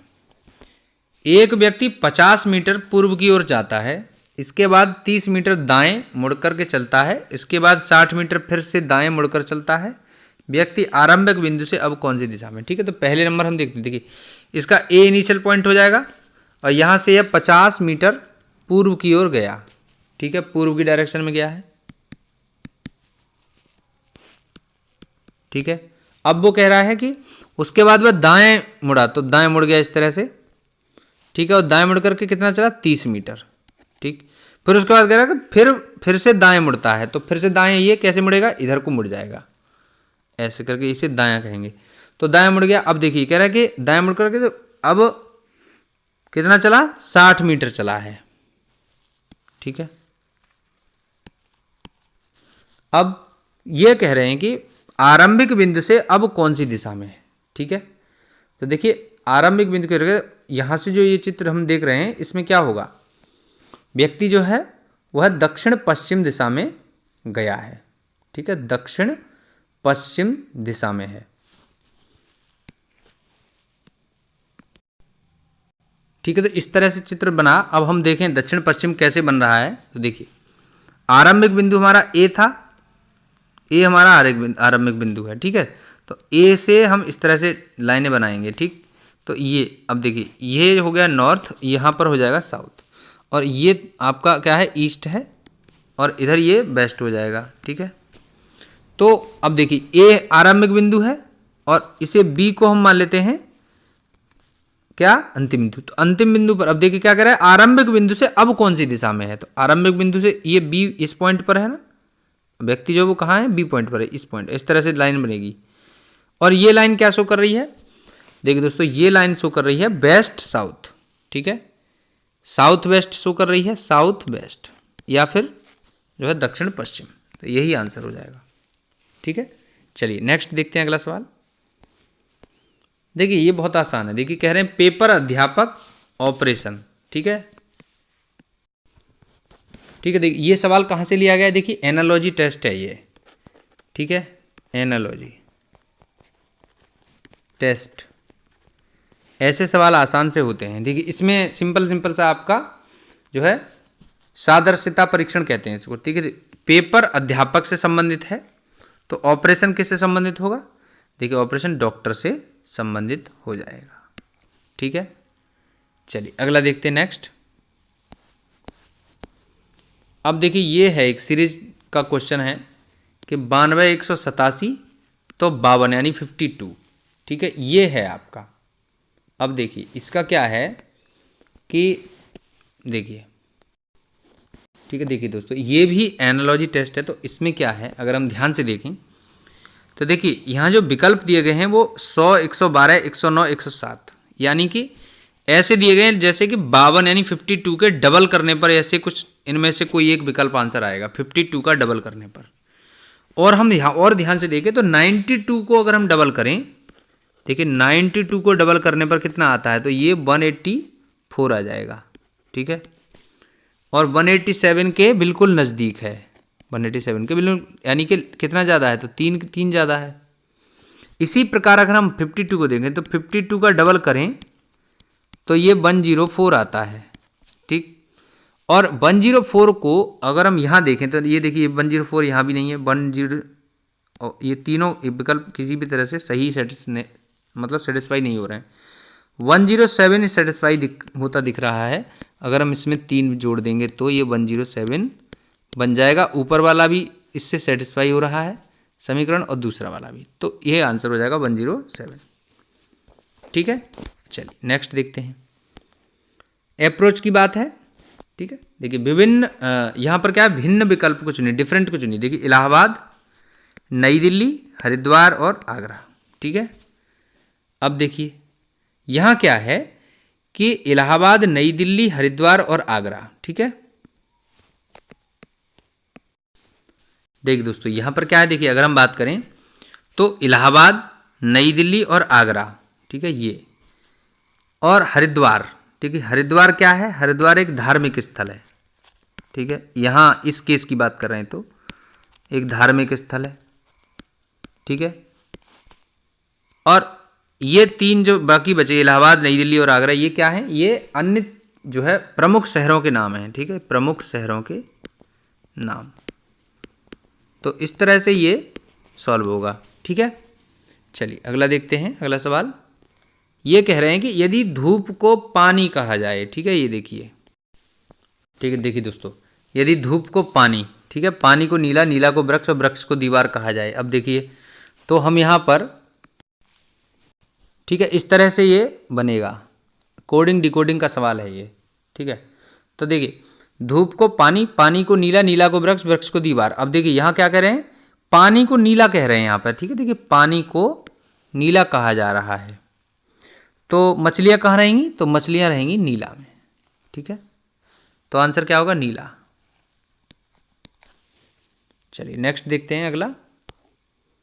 अब यहाँ पर देखिए ये एक और सवाल है, देखिए साथियों, अगला प्रश्न है यहाँ पर, JI1 LK3 ON6 और SR10, ठीक है, इस तरह से। अब अगले वाले में क्या आएगा? तो ये चीज़ है। अब देखिए सबसे पहले हम मिलाएंगे JI और 1 को, ठीक है, इस तरह से है। अब देखिए, तो JI और 1, अगला जो है वो क्या है? LK3 है, LK3। तो अगर हम देखें J और L के बीच में क्या है? K है। I और K के बीच में जो है J और 1 2 ये बना, ठीक है। ऐसे ही अब देखिए LK3 और अगला क्या है? ON6, ON6, ठीक है। अब देखिए यहाँ पर M और N है, ऐसे ही यहाँ L और M है, यहाँ पर क्या होगा? देखिए 4 5 हो जाएगा, ठीक है, ये 2 2 छोड़े गए हैं यहाँ पर। अब आप देखिए तीसरा जो कॉम्बिनेशन होगा वो होगा ON6 का, ON6 और साथ में अगला लास्ट क्या है? SR10, ठीक है, SR10। अब इसे देखिए, यहाँ पर क्या आएगा? देखिए PQR, ठीक है, PQR, ये 3 छोड़े गए हैं। N के बाद 3 छोड़े जाएंगे तो OPQ हो जाएगा। 7 8 और 9, 3 3 छोड़े गए हैं इस तरह से। इसी प्रकार अब अगला जो कॉम्बिनेशन SR10 के बाद बनेगा वो 4 4 छोड़ने का होगा, ठीक है। तो S के बाद देखेंगे T छोड़ेंगे, फिर U छोड़ेंगे, V छोड़ेंगे, W छोड़ेंगे और X आ जाएगा, ठीक है। R के बाद देखेंगे तो S T U V W आ जाएगा। ऐसे ही 10 के बाद देखेंगे 11 12 13 14 और यहाँ 15 आ जाएगा। आंसर बनेगा XW15, ठीक है, 4 नंबर लास्ट वाला बनेगा ये। इस तरह से सॉल्व हो जाएगा ये। चलिए अगला देखेंगे, देखिए नीचे एक श्रेणी दी गई है, इसमें एक पद गलत है, दिए गए विकल्पों में से गलत पद का मान ज्ञात कीजिए। देखिए 16 के बाद 19 है, तो 16 के बाद 19 कब बना होगा? 3 जोड़ करके, ठीक है, 16 और 3 19 हो गया। 19 के बाद अगर हम देखें अगला टर्म है 23, तो वो कैसे बना होगा? 4 जोड़ने पर 23 बन गया। 23 में अगला 5 जोड़ें तो बनना चाहिए 28, और 28 में 6 जोड़ें तो बनता है 34, ठीक है। तो देखिए 28 यहां कहीं नहीं है, 28 की जगह क्या पर है? यहां पर क्या है? 29 है, ठीक है, 29, यही गड़बड़ है, पहला वाला आंसर हो जाएगा। अगला देखिए, यहां पर क्या कह रहे हैं? एक व्यक्ति की तरफ इशारा करते हुए राम कहता है, उसका इकलौता भाई, ठीक है, उस व्यक्ति का इकलौता भाई मेरे पुत्र, ठीक है, मेरे पुत्र की माता का पिता है, ठीक है। तो राम उस व्यक्ति से किस प्रकार संबंधित है? ठीक है, देखिए दोस्तों यहां पर क्या होगा? देखिए एक तो राम जो इशारा कर रहा है वो है, ठीक है, और एक व्यक्ति है उसकी तरफ इशारा कर रहा है, तो राम कह रहा है कि उसका भाई, यानी उसका भाई, तो इस व्यक्ति का भाई हो गया, भाई, ठीक है, उसका भाई, इकलौता भाई मेरे पुत्र, ठीक है, मेरे पुत्र यानी कि राम के पुत्र का, राम का पुत्र की माता, राम के पुत्र की माता यानी कि राम की पत्नी हो गई, राम की पत्नी यानी कि, ठीक है, पुत्र की माता राम की पत्नी का पिता है, यानी कि ये जो है वो पिता है इसका। अब पिता जो है वो इसका भाई है, तो अब ये पिता जो है पत्नी का भाई है, जो पत्नी का भाई है वो राम से ससुर जी का रिश्ता बनाएगा। तो वो जो व्यक्ति है वो कौन होगा, राम के लिए ससुर होंगे, तो उस व्यक्ति के राम कौन होंगे, दामाद हो जाएंगे। ठीक है, दामाद। तो आंसर दामाद आ जाएगा यहाँ पर। ठीक है, चलिए अगला देखेंगे। देखिए राम श्याम का भाई है। ठीक है, तो राम और श्याम भाई हो गए। यहाँ तो आसान है, राम और श्याम भाई हो गए। ओके, श्याम मनोज का पुत्र है। ठीक है, तो मनोज जो है वो, ठीक है, ये श्याम के पिता हैं। ठीक, तो मनोज राम से किस प्रकार समझ, यहाँ तो देखिए अब यहाँ समझने की बात है। राम श्याम का भाई है और श्याम मनोज का पुत्र है, तो मनोज राम से किस प्रकार संबंधित है। देखिए दोस्तों, यहाँ पर क्या, राम श्याम भाई भाई हैं और मनोज का पुत्र है श्याम। ठीक है, लेकिन यहाँ मनोज का लिंग डिसाइड नहीं किया गया है कि मनोज जो है वो स्त्रीलिंग है या पुल्लिंग है, यानी पिता है या माता है, इनमें से कोई एक होगा। ठीक है, तो या तो उत्तर इसका पिता हो सकता है, ठीक है, मनोज राम का पिता है, या तो ये उत्तर हो सकता है, या फिर ये हो सकता है ज्ञात नहीं किया जा सकता। ठीक है, अब यहाँ पर पेपर में देखिए जो भी कंडीशन हो उस हिसाब से आंसर हो जाएगा। ठीक है, फिलहाल ये आंसर है कि या तो पिता है या माता है, या फिर अब क्लियरली अगर हम आंसर की बात करें तो यहाँ पर आंसर ज्ञात नहीं किया जा सकता। ठीक है, ये डेटा के आधार, क्योंकि जो क्या नहीं है, स्थिति फिक्स नहीं है कि मनोज कौन है। ठीक है, मनोज या तो पिता हो सकता है या माता हो सकता है, तो यही है, पिता है मनोज। पुल्लिंग अगर हम विचार करके चलेंगे तो पुल्लिंग आंसर से पिता आंसर इसका हो जाएगा। ठीक है, अगला देखेंगे। देखिए नेक्स्ट शब्द कंट्रीब्यूशन। ठीक है, कंट्रीब्यूशन के बाएं से पांचवें अक्षर के बाएं के तीसरे अक्षर के दाएं से आठवां अक्षर कौन सा है। ठीक है, ठीक है, देखिए दोस्तों, कंट्रीब्यूशन हमने शब्द यहां लिख लिया। अब हम बात करेंगे, देखिए बाएं से पांचवां, तो बाएं से पांच मतलब, देखिए बाएं से पांचवां तो 1 2 3 4 5, ये बाएं से पांचवां हो गया। ठीक है, पांचवां। उसके बाद फिर क्या कह रहे हैं, बाएं से पांचवें अक्षर के बाएं, ठीक है, के बाएं, बाएं के तीसरे। ठीक है, बाएं के तीसरे। अभी आर के बायां, आर की बायां की बात करें तो यहां से आर का बायां हो जाएगा आपका, देखिए ओ हो जाएगा। ठीक है, तीसरा अक्षर है ना। उसके बाद फिर क्या कह रहे हैं, तीसरे अक्षर के दाएं, के दाएं से। ठीक है, इस तीसरे से, तीसरे के दाएं, दाएं से आठवां, तो इसके अब दाएं की बात अगर हम करें तो देखिए दोस्तों, इसके दाएं से इसका दायां कौन सा, आई हो जाएगा, ये वाला। अगर हम गिने यहाँ पे तो 1 2 3 4 5 6 7 और 8।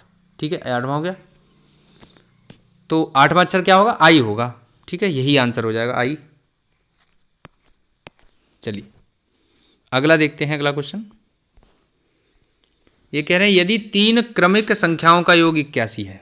ठीक है, क्रमिक संख्याएं तो एक x हो गई, एक x+1 हो गई और एक x+2 हो गई। ठीक है, तो इन तीनों का जोड़ बोल रहे हैं, तो जोड़ इस तरह से कर दीजिए, 81 है, तो ये क्या हो जाएगा, 3x+3 हो जाएगा ना यहाँ पे। ठीक है, 81, 3x इक्वल टू, यहाँ से घटा देंगे 11 में से, ये मतलब 81 में से 3 गए तो 78 बचेंगे। ठीक है, तो x यहाँ से कितना आ जाएगा, 26 आ जाएगा। तो देखिए 26, 27 और 28, तो मध्य की संख्या 27 हो जाएगी। ठीक है, आंसर 27 हो जाएगा। चलिए अगला देखते हैं। अब देखिए यहाँ क्या है, 40 विद्यार्थियों की पंक्ति में राम का स्थान बाईं ओर से 24वां है, तो दाईं ओर से राम का स्थान क्या होगा। ठीक है, देखिए दोस्तों, ये सवाल जो है रैंकिंग ऑर्डर और सीक्वेंस है ना, इन चीज़ों से संबंधित है। अभी हमने जो किए क्वेश्चन उसकी बात करें, कंट्रीब्यूशन वाला, और ये दोनों सवाल जो है रैंकिंग ऑर्डर और सीक्वेंस के थे। अब देखिए यहाँ क्या होगा, ऐसे सवालों के लिए बहुत सिंपल है, एक ही व्यक्ति की बात करें, आसान है। टोटल, यहाँ पर टोटल काउंट, और लेफ्ट से कौन सा स्थान है, राइट से कौन सा स्थान है, और एक घटा दो तो आंसर आ जाएगा। टोटल कितने हैं, अब देखिए अगर हम बात करें यहाँ पर, ठीक है, टोटल कितने हैं, 40 हैं, लेफ्ट से स्थान कौन सा है 24, राइट से देखिए राइट से तो हमें पूछ ही रहा है, ठीक है, तो राइट से हम छोड़ देंगे -1। अब निकाल लेंगे यहाँ से r कितना आ जाएगा यहाँ पर, ठीक है, देखिए r आ जाएगा 17 आ जाएगा यहाँ पर, ठीक है, 17वां स्थान में हो जाएगा, ठीक है। चलिए अगला देखते हैं नेक्स्ट। देखिए कैलेंडर का सवाल है, ठीक है। देखिए दोस्तों यहाँ क्या है, कह रहे हैं कि 16 नवंबर 1980 को, ठीक है, देखिए 16 नवंबर 1980 को क्या था, बुधवार था, तो 16 नवंबर 1981 को 1 साल बाद का पूछ रहा है।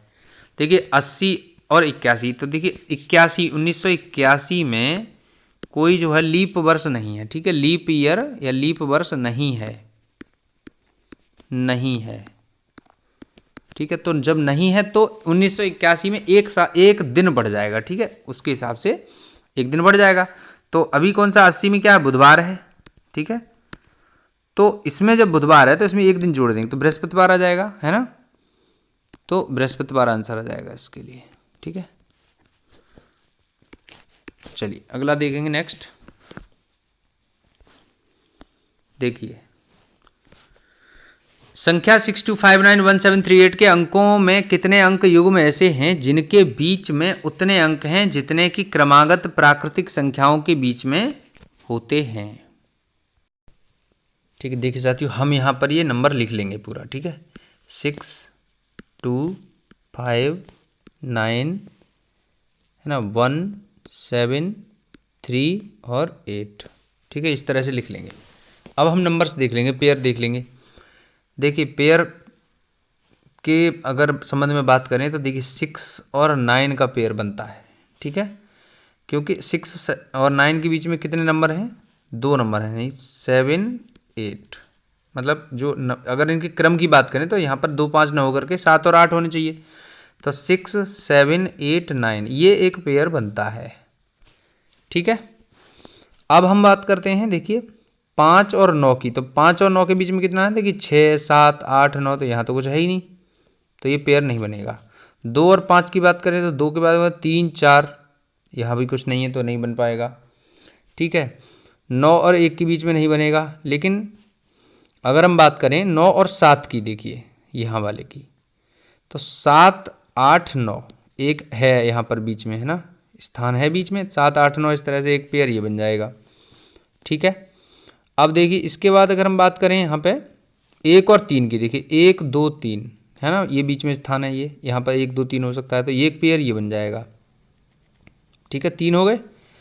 अब हम बात करते हैं देखिए 2 के बाद और 2 और 8 के बीच में, देखिए 3 4 5 6 7 और ये 8, यानी कि एक पेयर ये बन जाएगा, ठीक है दोस्तों। तो यहाँ पर 4 पेयर बन रहे हैं, ठीक है, 4, तो आंसर आ जाएगा 4, ठीक है, 4 पेयर बनेंगे। चलिए अगला देखते हैं। देखिए यहाँ पर ये क्या कह रहे हैं, एक दिन में, है ना, एक दिन में घड़ी की दोनों सुइयाँ कितनी बार एक साथ मिलती हैं। देखिए दोस्तों अगला सवाल क्या है, एक दिन में घड़ी की दोनों सुइयाँ कितनी बार एक साथ मिलती हैं, ठीक है। देखिए तो घड़ी की जो दोनों सुइयाँ हैं वो जो है देखिए 12 बजे से 1 बजे के बीच में, दिन में और रात में ये नहीं मिलेंगी, ये संपाती नहीं होंगी, ठीक है, कोइंसाइड नहीं करेंगी, संपाती नहीं होंगी, ठीक है।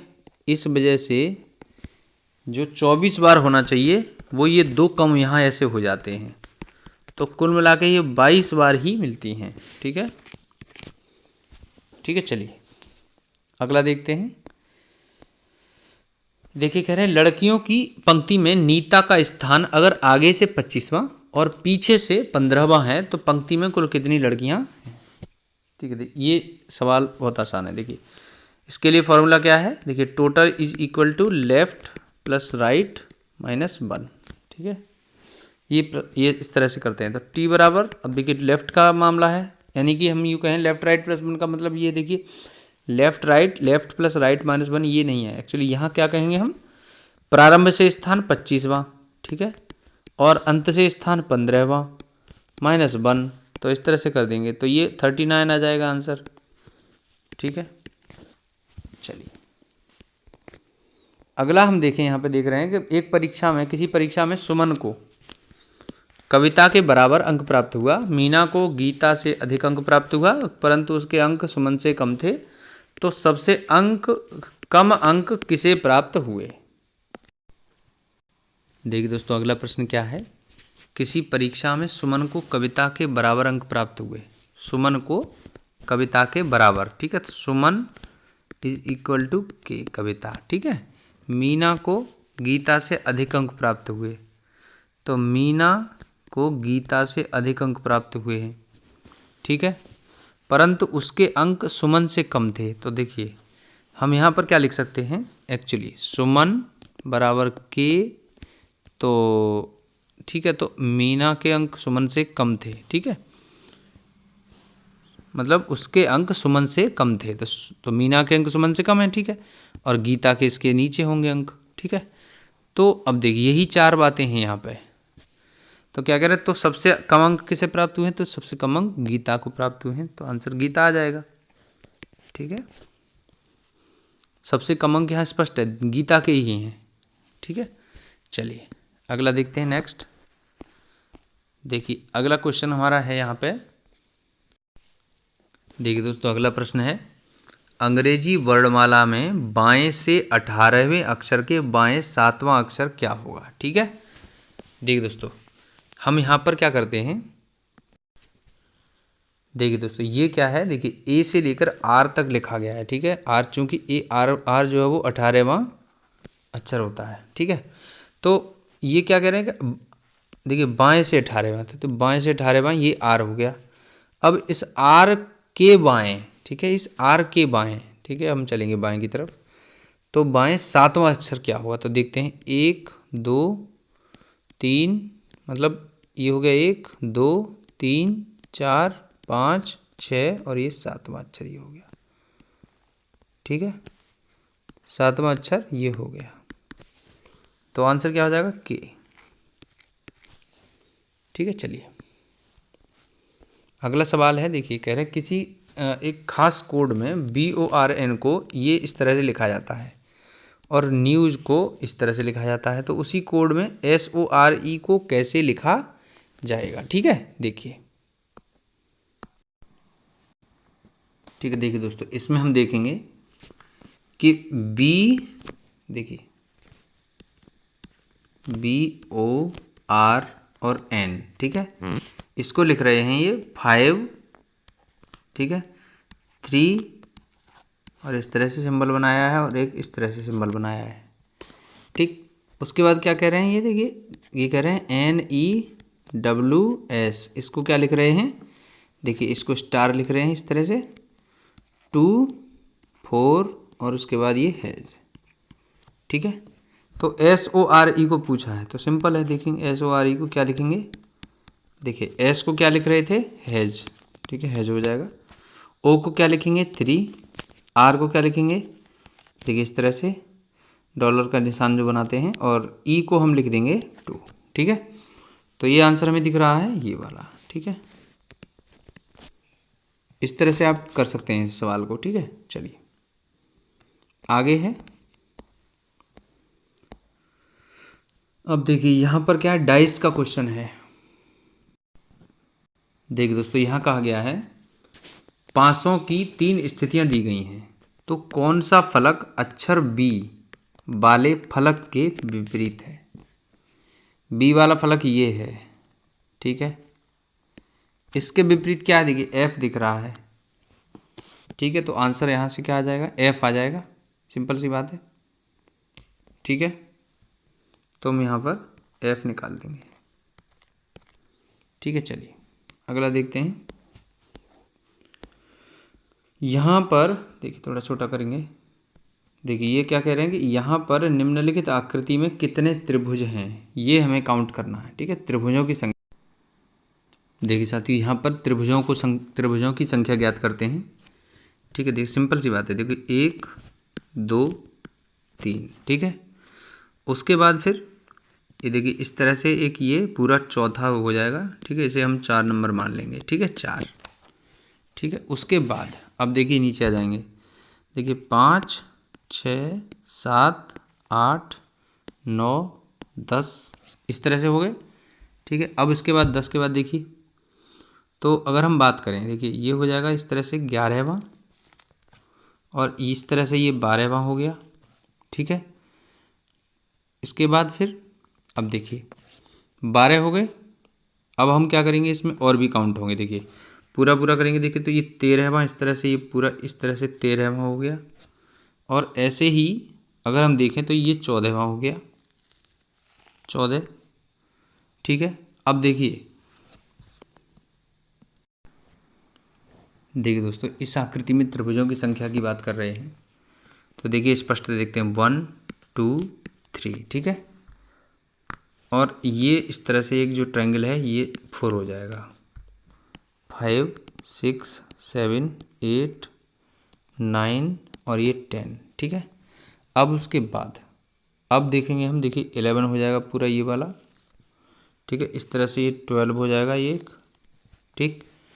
अब इसके 12 के बाद अब हम देखेंगे यहाँ पर थोड़ा सा, देखिए यहाँ क्या होगा 12 के बाद, देखिए यहाँ पर जो 12 नंबर की बात कर रहे हैं, देखिए ये तो ये देखिए यहाँ से 13 हो जाएगा और ये 14 हो जाएगा, ठीक है।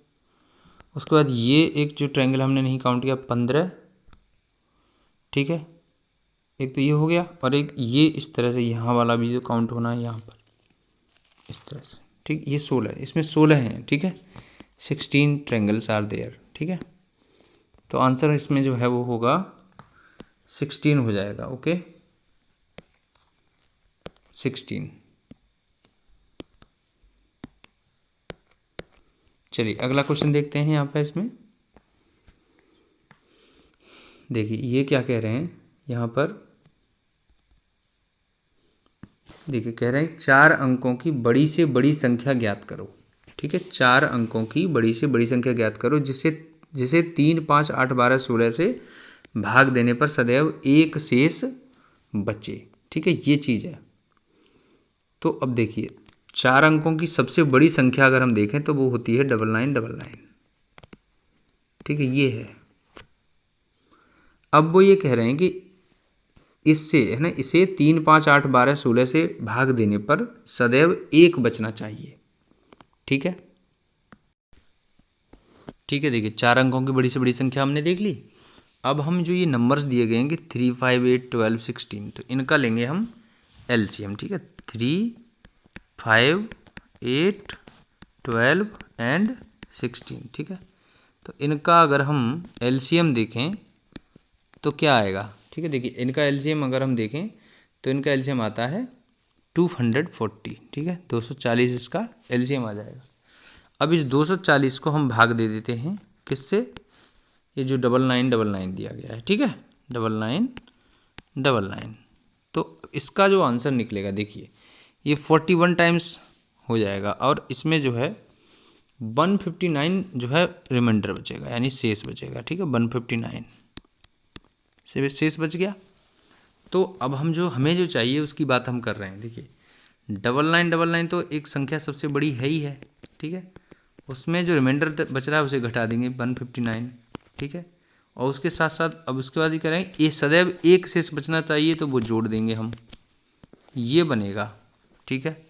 तो इसका यहाँ पर जो वैल्यू आएगी वो कितनी आ रहेगी, 9841, ठीक है। ये बनेगा 9841, ठीक है। ये आंसर हो जाएगा, ठीक। ये है, यानी हम सबसे बड़ी संख्या लेंगे, फिर जो शेष बच रहे हैं उनके एलसीएम को निकालेंगे और उसके बाद उससे डिवाइड करेंगे, ठीक है।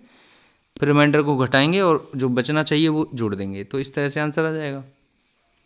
अब चलिए अगला देखते हैं। देखिए अगला क्वेश्चन क्या है, एक पिता की आयु अपने पुत्र की आयु से 3 गुनी है, ठीक है। 5 वर्ष बाद पिता की आयु का दुगना पुत्र की आयु का 5 गुना होगा, और पिता और पुत्र की वर्तमान आयु है, ठीक है। देखिए दोस्तों यहाँ क्या होगा, हम पुत्र की आयु मान लेते हैं x वर्ष, ठीक है। पुत्र की आयु हम x मान लेते हैं, तो पिता की आयु कितनी हो जाएगी वर्तमान में, है? तो पिता की वर्तमान में आयु जो होगी वो होगी 3x, ठीक है, 3 गुनी है। अब देखिए 5 वर्ष बाद की अगर बात करें, ठीक है, तो 5 वर्ष बाद, 5 ईयर्स बाद, ठीक है, देखिए क्या होगा 5 वर्ष बाद, पुत्र जो होगा वो हो जाएगा आपका x + 5, ठीक है, और पिताजी होंगे जो है वो, पित्रा लिख गया, देखिए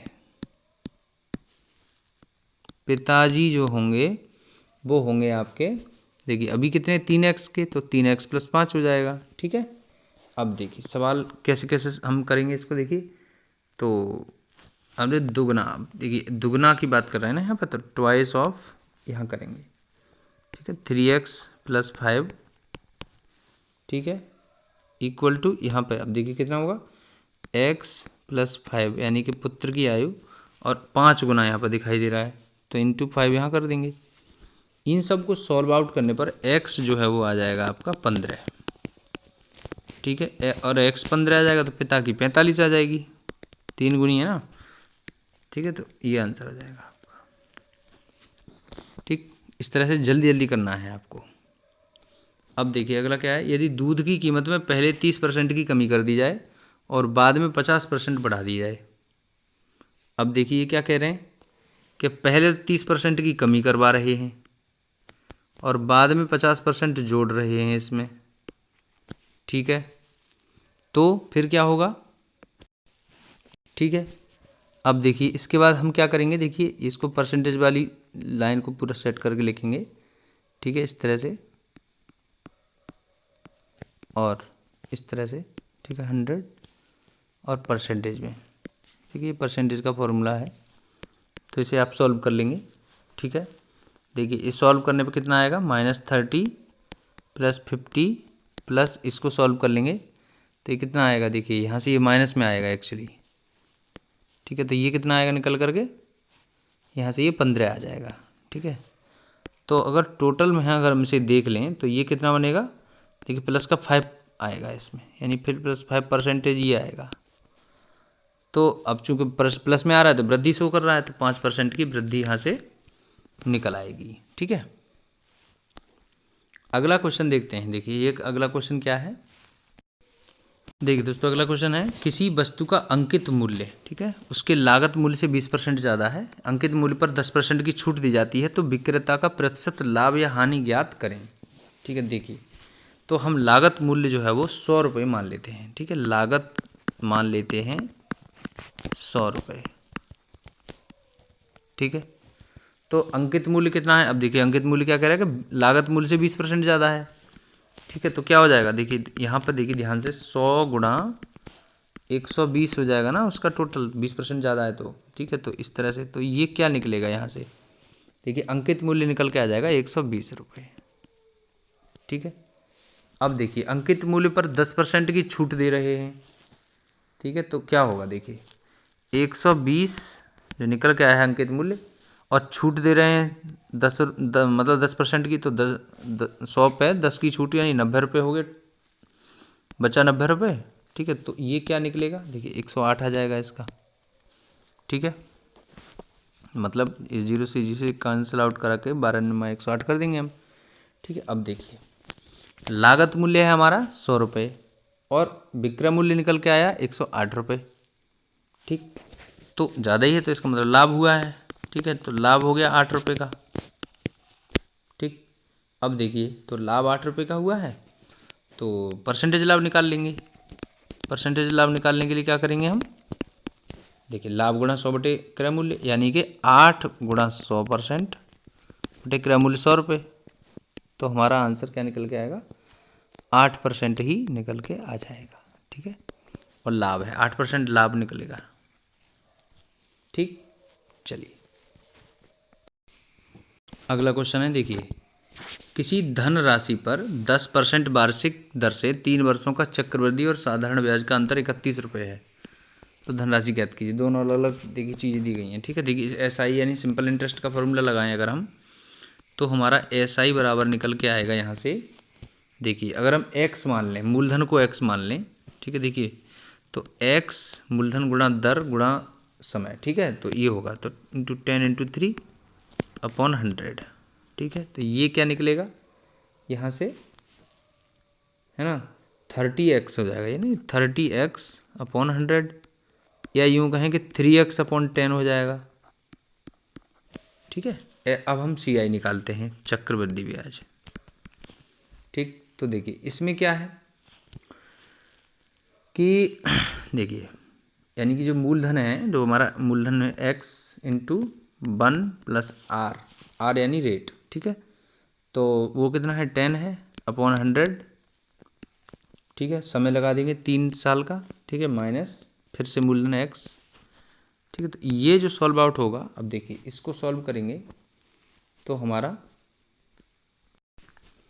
ठीक है, देखिए इसको जब हम सॉल्व करते हैं इस पूरे इतने हिस्से को, तो हमारा निकल के आता है, देखिए ये निकलेगा 331x अपॉन 1000, ठीक है, ये निकल के आएगा। अब उन्होंने क्या कहा है कि CI माइनस SI बराबर 31, ये कहा है, ठीक है। तो हम क्या करेंगे, इसको इसके साथ सब्ट्रैक्ट कर देंगे और 31 के बराबर करेंगे। तो ऐसा करने पर देखिए, अब हम जो है ना यहाँ से देखिए यहीं पर लिख देते हैं, देखिए 331x upon 1000 minus 3x upon 10 equal to 31, ठीक है। इस पूरे समीकरण को जब आप सॉल्व आउट करेंगे तो यहाँ से x जो है वो निकल के आएगा 1000, ठीक है, वही हमें निकालना है। तो ये आंसर यहाँ पर 1000 आ जाएगा निकल कर, ठीक है। चलिए अगला देखते हैं।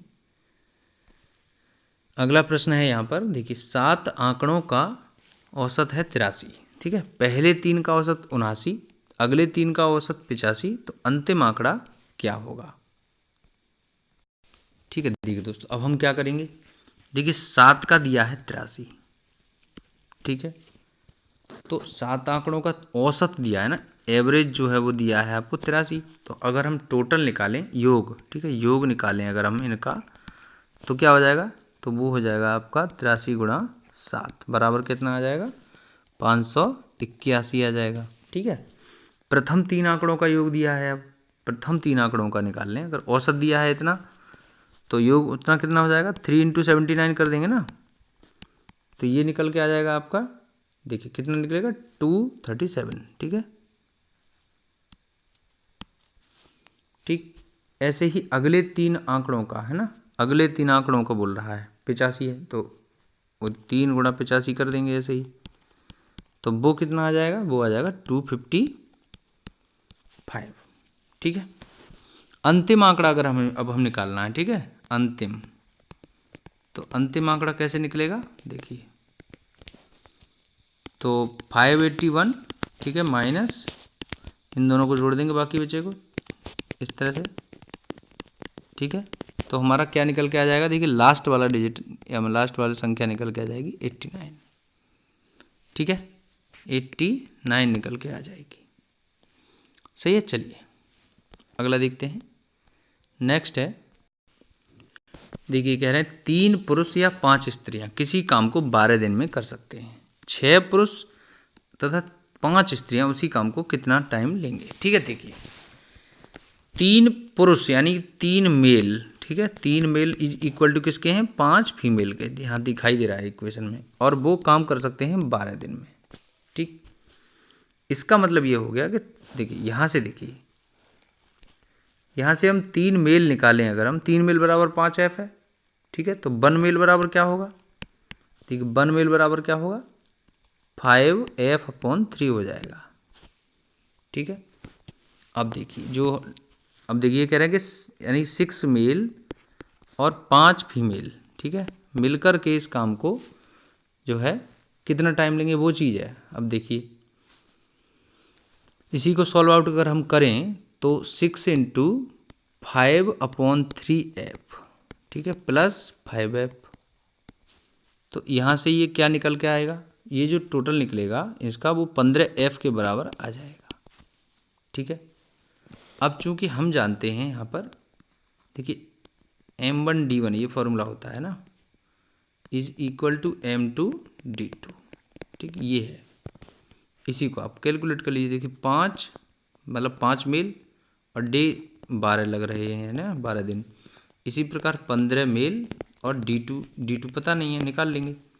तो D2 मतलब यहाँ से निकल के आ रहा है कितना, 4 दिन, ठीक है। मतलब इस तरह से 5 का ये 15 3 बार कटेगा, 3 से 12 4 बार कट जाएगा, तो 4 दिन आंसर आ जाएगा यहाँ से, ठीक है। चलिए नेक्स्ट है अगला क्वेश्चन। यहाँ देखिए रेलगाड़ी से संबंधित है, देखेंगे।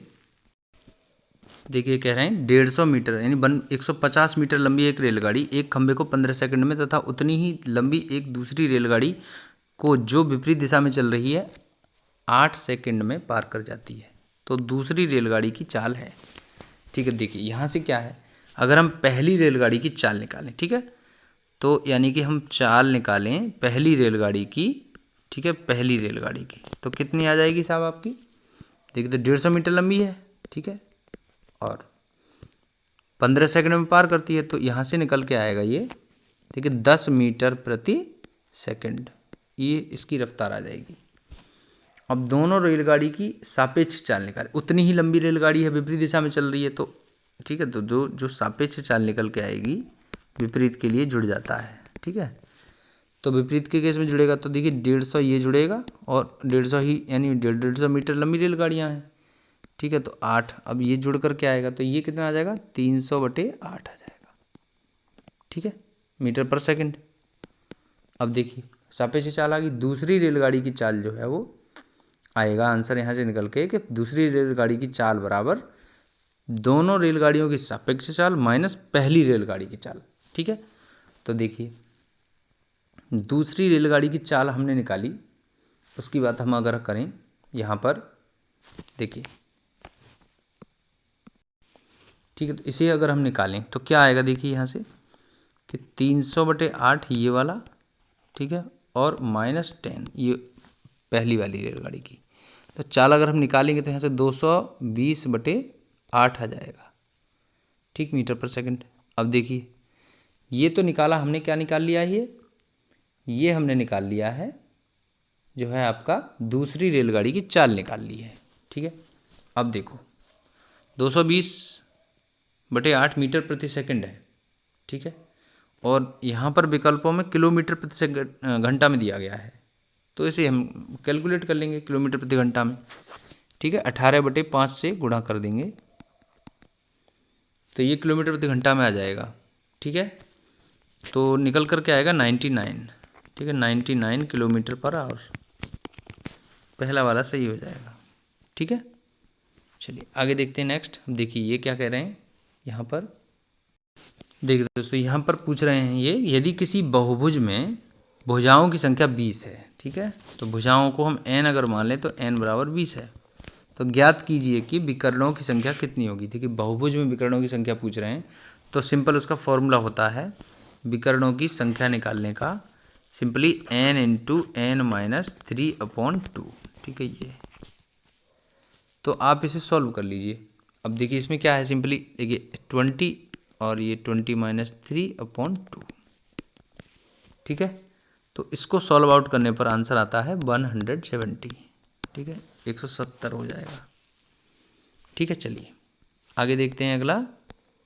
देखिए ये है, देखिए ये क्या कह रहे हैं यहाँ पे कि यदि x + y = 4 and 3x + 2y = 9, तो x y के कितने मान संभव हैं। अब देखो यहाँ क्या है कि ये दो चर वाले रैखिक समीकरण हैं, ठीक है, लीनियर इक्वेशंस हैं।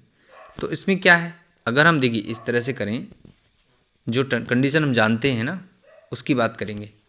देखिए हम जानते हैं a1x + b1y + c1 = 0, एक ये होता है। ऐसे ही दूसरा वाला होता है a2x + b2y + c2 = 0, ये होता है, ठीक है। अब तुलना अगर हम करें तो यहाँ देखेंगे, देखिए a1 क्या है, a1 है आपका 1, ठीक है, b1 है 1, ठीक है। ऐसे ही a2 निकालें तो वो कितना है, 3 है, और B2 निकालें तो वो 2 है। ठीक है, अब देखिए अगर हम इसे तुलना के हिसाब से वो मतलब जो हमारा फॉर्मूला है, देखिए A1/A2 लिखते हैं और B1/B2 लिखते हैं। ठीक है, इनको लिख के और देखते हैं A1 क्या है 1 है, ठीक है, A2 क्या है 3, B1 क्या है 1 और ये 2 है। तो ये दोनों एक दूसरे के बराबर नहीं है। ठीक है, और जब ये केस आता है, यानी कि जब ये ऐसा केस बने तो जो ऐसा सिस्टम है यानी निकाय का केवल एक ही हल होता है। ठीक है, निकाय का एक ही हल होता है, एक हल। ठीक है, अद्वितीय बोल सकते हैं, अद्वितीय हल होता है, यूनिक सॉल्यूशन। ठीक है, तो आंसर क्या आएगा, केवल एक। ठीक है, चलिए नेक्स्ट देखते हैं।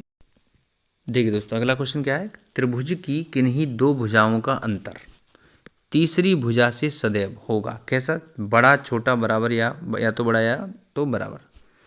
देखिए एग्जाम्पल से समझते हैं। ठीक है, देखिए ये कोई ट्रायंगल है, ठीक है, जिसमें ये 5 है, ये 4 है और ये 3 है। ठीक, अब ये क्या करें, किन्हीं दो भुजाओं, कोई भी दो भुजाएं ले लो, जैसे आपने ले ली 5 और 3। ठीक है, इनका अंतर आपको देखना है, इनका अंतर आपने यहाँ देखा 2 है। ठीक, तो अंतर तीसरी भुजा से सदैव, तीसरी भुजा क्या है 4 है, 4 से क्या है सदैव छोटा दिख रहा है। ठीक है, तो छोटा ही आएगा इसका आंसर। अच्छा, अब अगर आप इसको दूसरे तरीके से हल करने की कोशिश करें तो वो भी हो जाएगा। जैसे 5 3 घटाएं तो 5 4 घटा सकते हैं। देखिए 5 - 4 अगर आप करते हैं तो वो आएगा 1, और वो तीसरी भुजा क्या बची 3, 3 से ये एक कैसा है छोटा, छोटा आ रहा है, फिर से ये है 4 3 को करके देखेंगे तब भी वही आएगा। ठीक है, तो ये चीज़ है, तो यहाँ पर आंसर आ जाएगा छोटा। ठीक है, चलिए आगे देखेंगे। नेक्स्ट देखिए ये क्या कह रहे हैं, 60 मीटर लंबे पेड़ का एक हिस्सा, देखिए 60 मीटर लंबा कोई पेड़ रहा होगा, ठीक है 60 मीटर, और उसका कोई एक हिस्सा बवंडर से टूट गया है और शीर्ष जमीन से, देखिए मान लीजिए यहाँ से इस तरह से टूटा है और इसका शीर्ष ऐसे करके ज़मीन से ये छू रहा है। ठीक, 30 डिग्री का कोण बनाते हुए ज़मीन से टकराया है। जिस बिंदु पर पेड़ टूटा है उसकी ऊंचाई बराबर है कितनी। ठीक है, उसकी ऊंचाई कितनी है, तो मान लीजिए यहाँ से टूटा है, ठीक है, तो उसकी ऊंचाई पूछ रहा है। अब हम देखेंगे इसको, देखिए साथी ये क्या कह रहे थे कि 60 मीटर लंबा एक पेड़ है। ठीक है, तो 60 मीटर लंबा इस तरह से कोई पेड़ होगा, हम मानते हैं।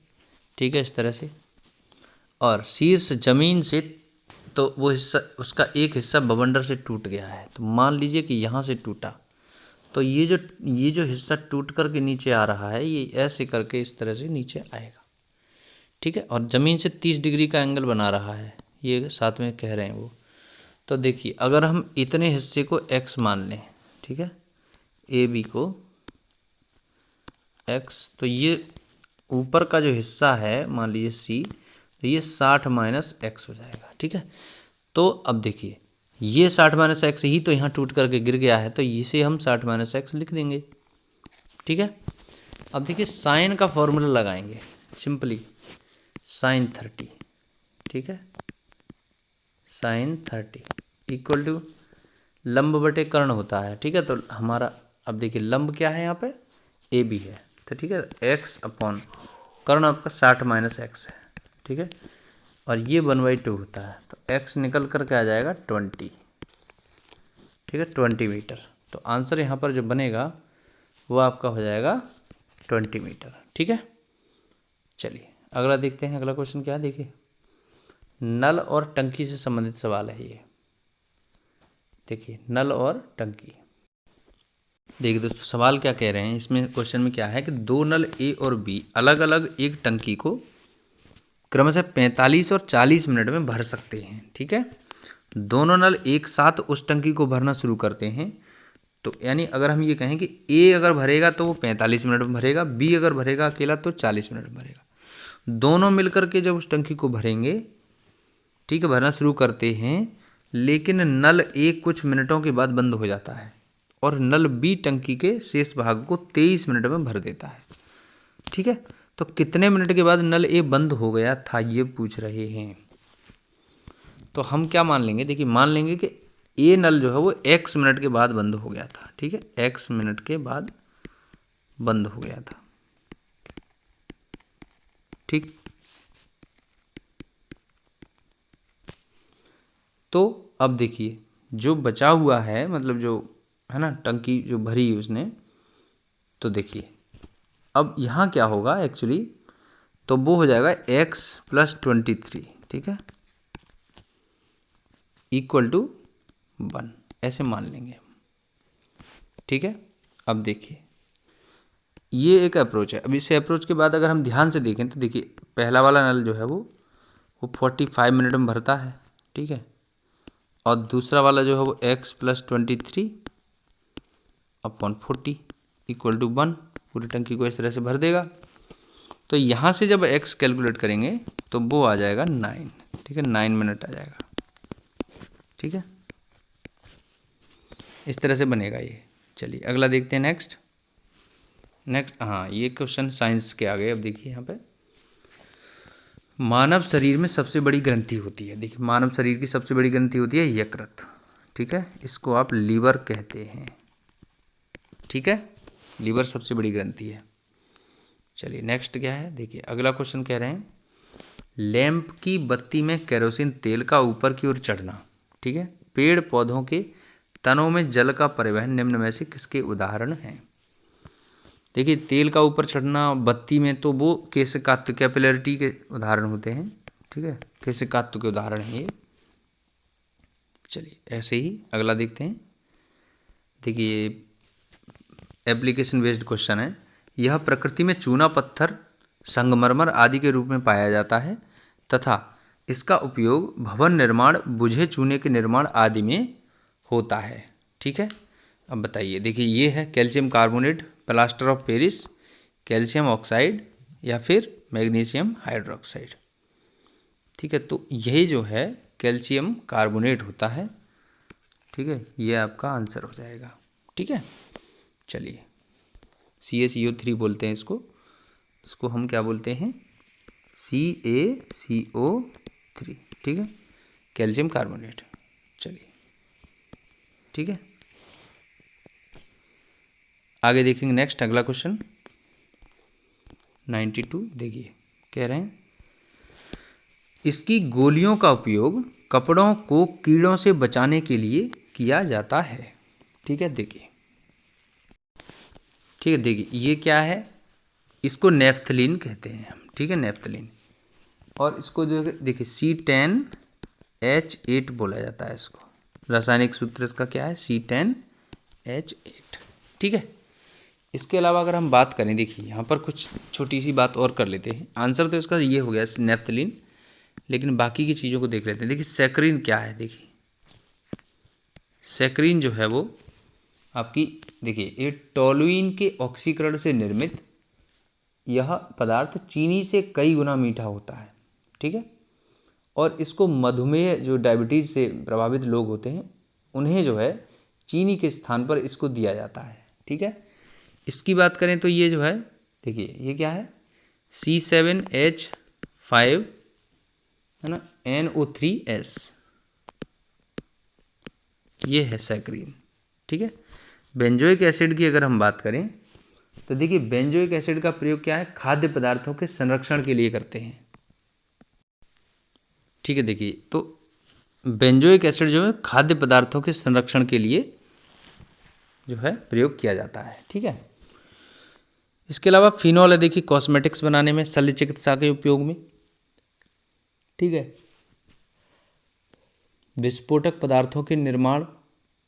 ठीक है, इसके अलावा बालों के रंजक, हेयर डाइज जो होती हैं, उनको बनाने में प्रयोग करते हैं। ठीक है, चलिए अगला है। देखिए चीनी और नमक का जल में विलयन निम्न में से किसका उदाहरण है। ठीक है, देखिए दोस्तों ये जो है समांगी मिश्रण का उदाहरण है। ठीक है, समांगी मिश्रण, इसको हम होमोजीनियस मिक्सचर कहते हैं।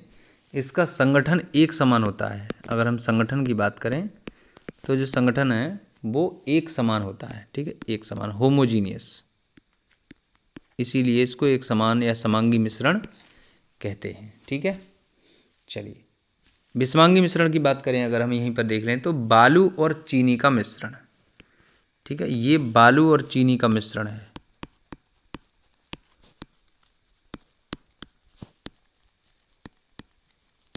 ठीक, का मिश्रण, ठीक है। चलिए नेक्स्ट देखते हैं अगला। देखिए निलंबन में एक चीज़, हम निलंबन की अगर बात करें तो देखिए वो क्या है, वो जो है एक विषमांगी मिश्रण होता है जिसमें विलेय पदार्थ घुलता नहीं है, ठीक है, बल्कि विलयन में निलंबित रहता है, ठीक है, और यह निलंबित कण आंखों से देखे जा सकते हैं। चलिए आगे देखते हैं अगला क्या है। देखिए दूध से दही बनना, ठीक है, यह किस प्रकार का परिवर्तन है। देख दोस्तों यह जो है रासायनिक परिवर्तन होता है, दूध से दही का बनना, ठीक है, या यूँ कहें लोहे में जंग लगना या फिर कागज़ का जलना, ये सभी कैसे हैं, केमिकल चेंजेस होते हैं, ठीक है, ठीक है, लोहे में जंग लगना, कागज़ का जलना और दही से मतलब दूध से दही बनना, ये सभी कैसे हैं, केमिकल चेंजेस होते हैं, और इन केमिकल चेंजेस को हम अनुत्क्रमणीय परिवर्तन कहते हैं, ठीक है। अब यहाँ देख लीजिए भौतिक परिवर्तन जो होते हैं, भौतिक परिवर्तन, ठीक है, जैसे जल से बर्फ का बनना, ठीक, तो ये जो है कैसे हैं, भौतिक परिवर्तन है, और भौतिक परिवर्तनों को हम क्या कहते हैं, उत्क्रमणीय परिवर्तन भी कहते हैं, ठीक है। चलिए अगला देखते हैं। यहाँ देखिए क्या कह रहे हैं, कुछ पदार्थ गर्म करने पर ठोस अवस्था से सीधे गैसीय अवस्था में परिवर्तित हो जाते हैं, इस पूरी प्रक्रिया को क्या कहते हैं, ठीक है, ठीक है, देखिए इस प्रक्रिया को हम ऊर्ध्वपातन कहते हैं,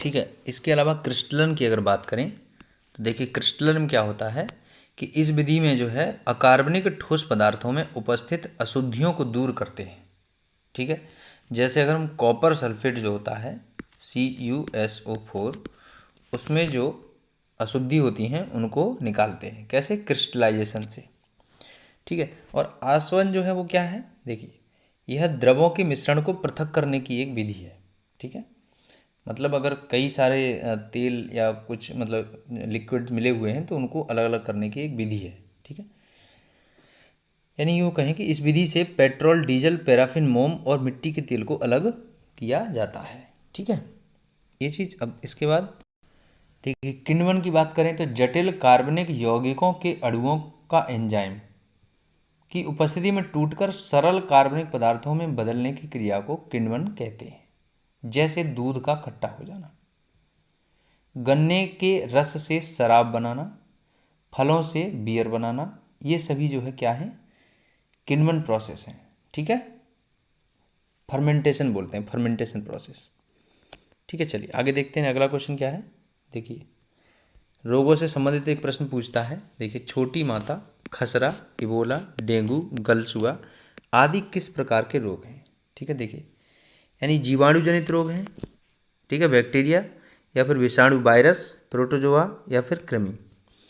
तो ये देखिए देखिए दोस्तों इसमें क्या है, ये जो छोटी माता और ये जो खसरा, इबोला, डेंगू हैं, ये सभी क्या हैं, वायरस इन्फेक्टेड होते हैं, ठीक है, वायरस, ये वायरस से लगते हैं, ठीक है। चलिए आगे देखते हैं, ठीक है, देखिए अब हम अगर बात करें यहाँ पे कि जो जीवाणु जनित रोग हैं, ठीक है, देखिए जीवाणु जनित रोग हैं अगर उनकी बात करें तो देखिए, ठीक है, देखिए टिटनेस, हैजा, काली खांसी, प्लेग, है ना, इसके अलावा निमोनिया, कॉलेरा, गोनोरिया, क्षय रोग, टाइफाइड, कोड़, ये सभी कैसे हैं, जीवाणु जनित रोग हैं, ठीक है। प्रोटोजोआ की अगर बात करें तो देखिए मलेरिया है, ठीक है, सबसे बड़ी बात है मलेरिया, मलेरिया है, इसके अलावा पेचिस है, ठीक है, पेचिस, ठीक है, पेचिस, पायरिया है, ठीक है, काला जार है, निंद्रा, ये सभी जो है कैसे हैं, प्रोटोजोआ। और कृमि की बात करें देखिए तो वो जो है ये तो फाइलेरिया होता है, फाइलेरिया, ठीक है। चलिए अगला देखते हैं नेक्स्ट। देखिए ये कह रहे हैं विटामिन B12 जिसको साइनोकोबालामिन कहा जाता है और जिसकी कमी से रुधिर क्षीणता, तंत्रिका तंत्र में गड़बड़ियाँ समस्याएं हो जाती हैं, उसके स्रोत क्या है? ठीक है, दूध और दूध के उत्पाद, मांस, मछली, अंडा, ये सभी जो है इसके सोर्स होते हैं। ठीक है, विटामिन B12 के लिए। आगे देखते हैं 98। देखिए, लाल रुधिर कणिकाएं, ठीक है, RBC का जीवन काल 120 दिन होता है। ठीक है, ये 120 दिन होता है। और WBC की अगर बात करें तो उसका जो है 4 से 5 दिन होता है। ठीक है, WBC। चलिए अगला देखते हैं आगे। देखिए नेक्स्ट है, निम्न में से कौन सा जीव त्वचा से सांस लेता है? ठीक है, देखिए त्वचा से सांस ले रहा है, स्किन से, तो वो केंचुआ होता है। ठीक है, इसे किसान मित्र भी कहते हैं, किसान मित्र। ठीक है, अगला देखते हैं। अगला देखिए, निम्नलिखित में से किसका मान सबसे अधिक है? देखिए sin 45 का मान क्या होता है? तो ये होता है 1/√2। ठीक है, ठीक है, sin 45 का मान कितना होता है? 1/√2। और इसके बाद देखिए, इसका cos 45 का मान भी इतना ही होता है। tan 45 का मान 1 होता है। ठीक है, 1। और cos 90 की अगर हम बात करें तो वो 0 होता है। तो सबसे अधिक मान पूछा है तो tan 45 का हो गया। ठीक है, आंसर क्या होगा?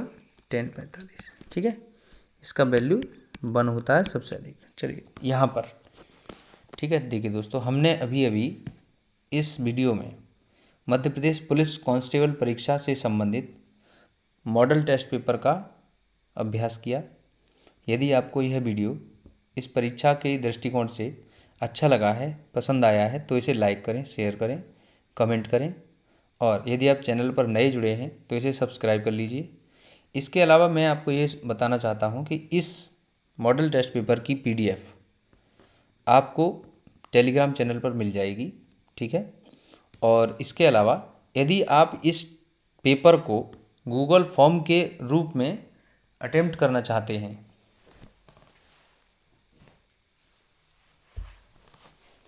तो आपको उसका लिंक टेलीग्राम चैनल पर मिल जाएगा। उसमें आप इस पेपर को जितनी बार चाहें उतनी बार आप इसे अटेम्प्ट कर सकते हैं। ठीक है, और इसके अलावा उसका जब आप सॉल्व कर लेंगे तो उसमें आप अपना मेल ID डालेंगे, ईमेल ID। तो ईमेल ID डालने पर आपको उसका पूरा का पूरा सॉल्यूशन पेपर का विद एक्सप्लेनेशन, ठीक है, उसका विद एक्सप्लेनेशन उसमें जो है वो आपको मेल पर आ जाएगा। ठीक है, तो आप लोग इसको जो है इस तरह से अवेल कर सकते हैं। ठीक है, इसमें कोई चार्जेस नहीं है, फ्री है। ठीक है, तो एक बार फिर से यदि आप चैनल पर नए हैं तो इसे सब्सक्राइब कर लें और शेयर कर दें। मिलते हैं नेक्स्ट वीडियो में, तब तक के लिए नमस्कार।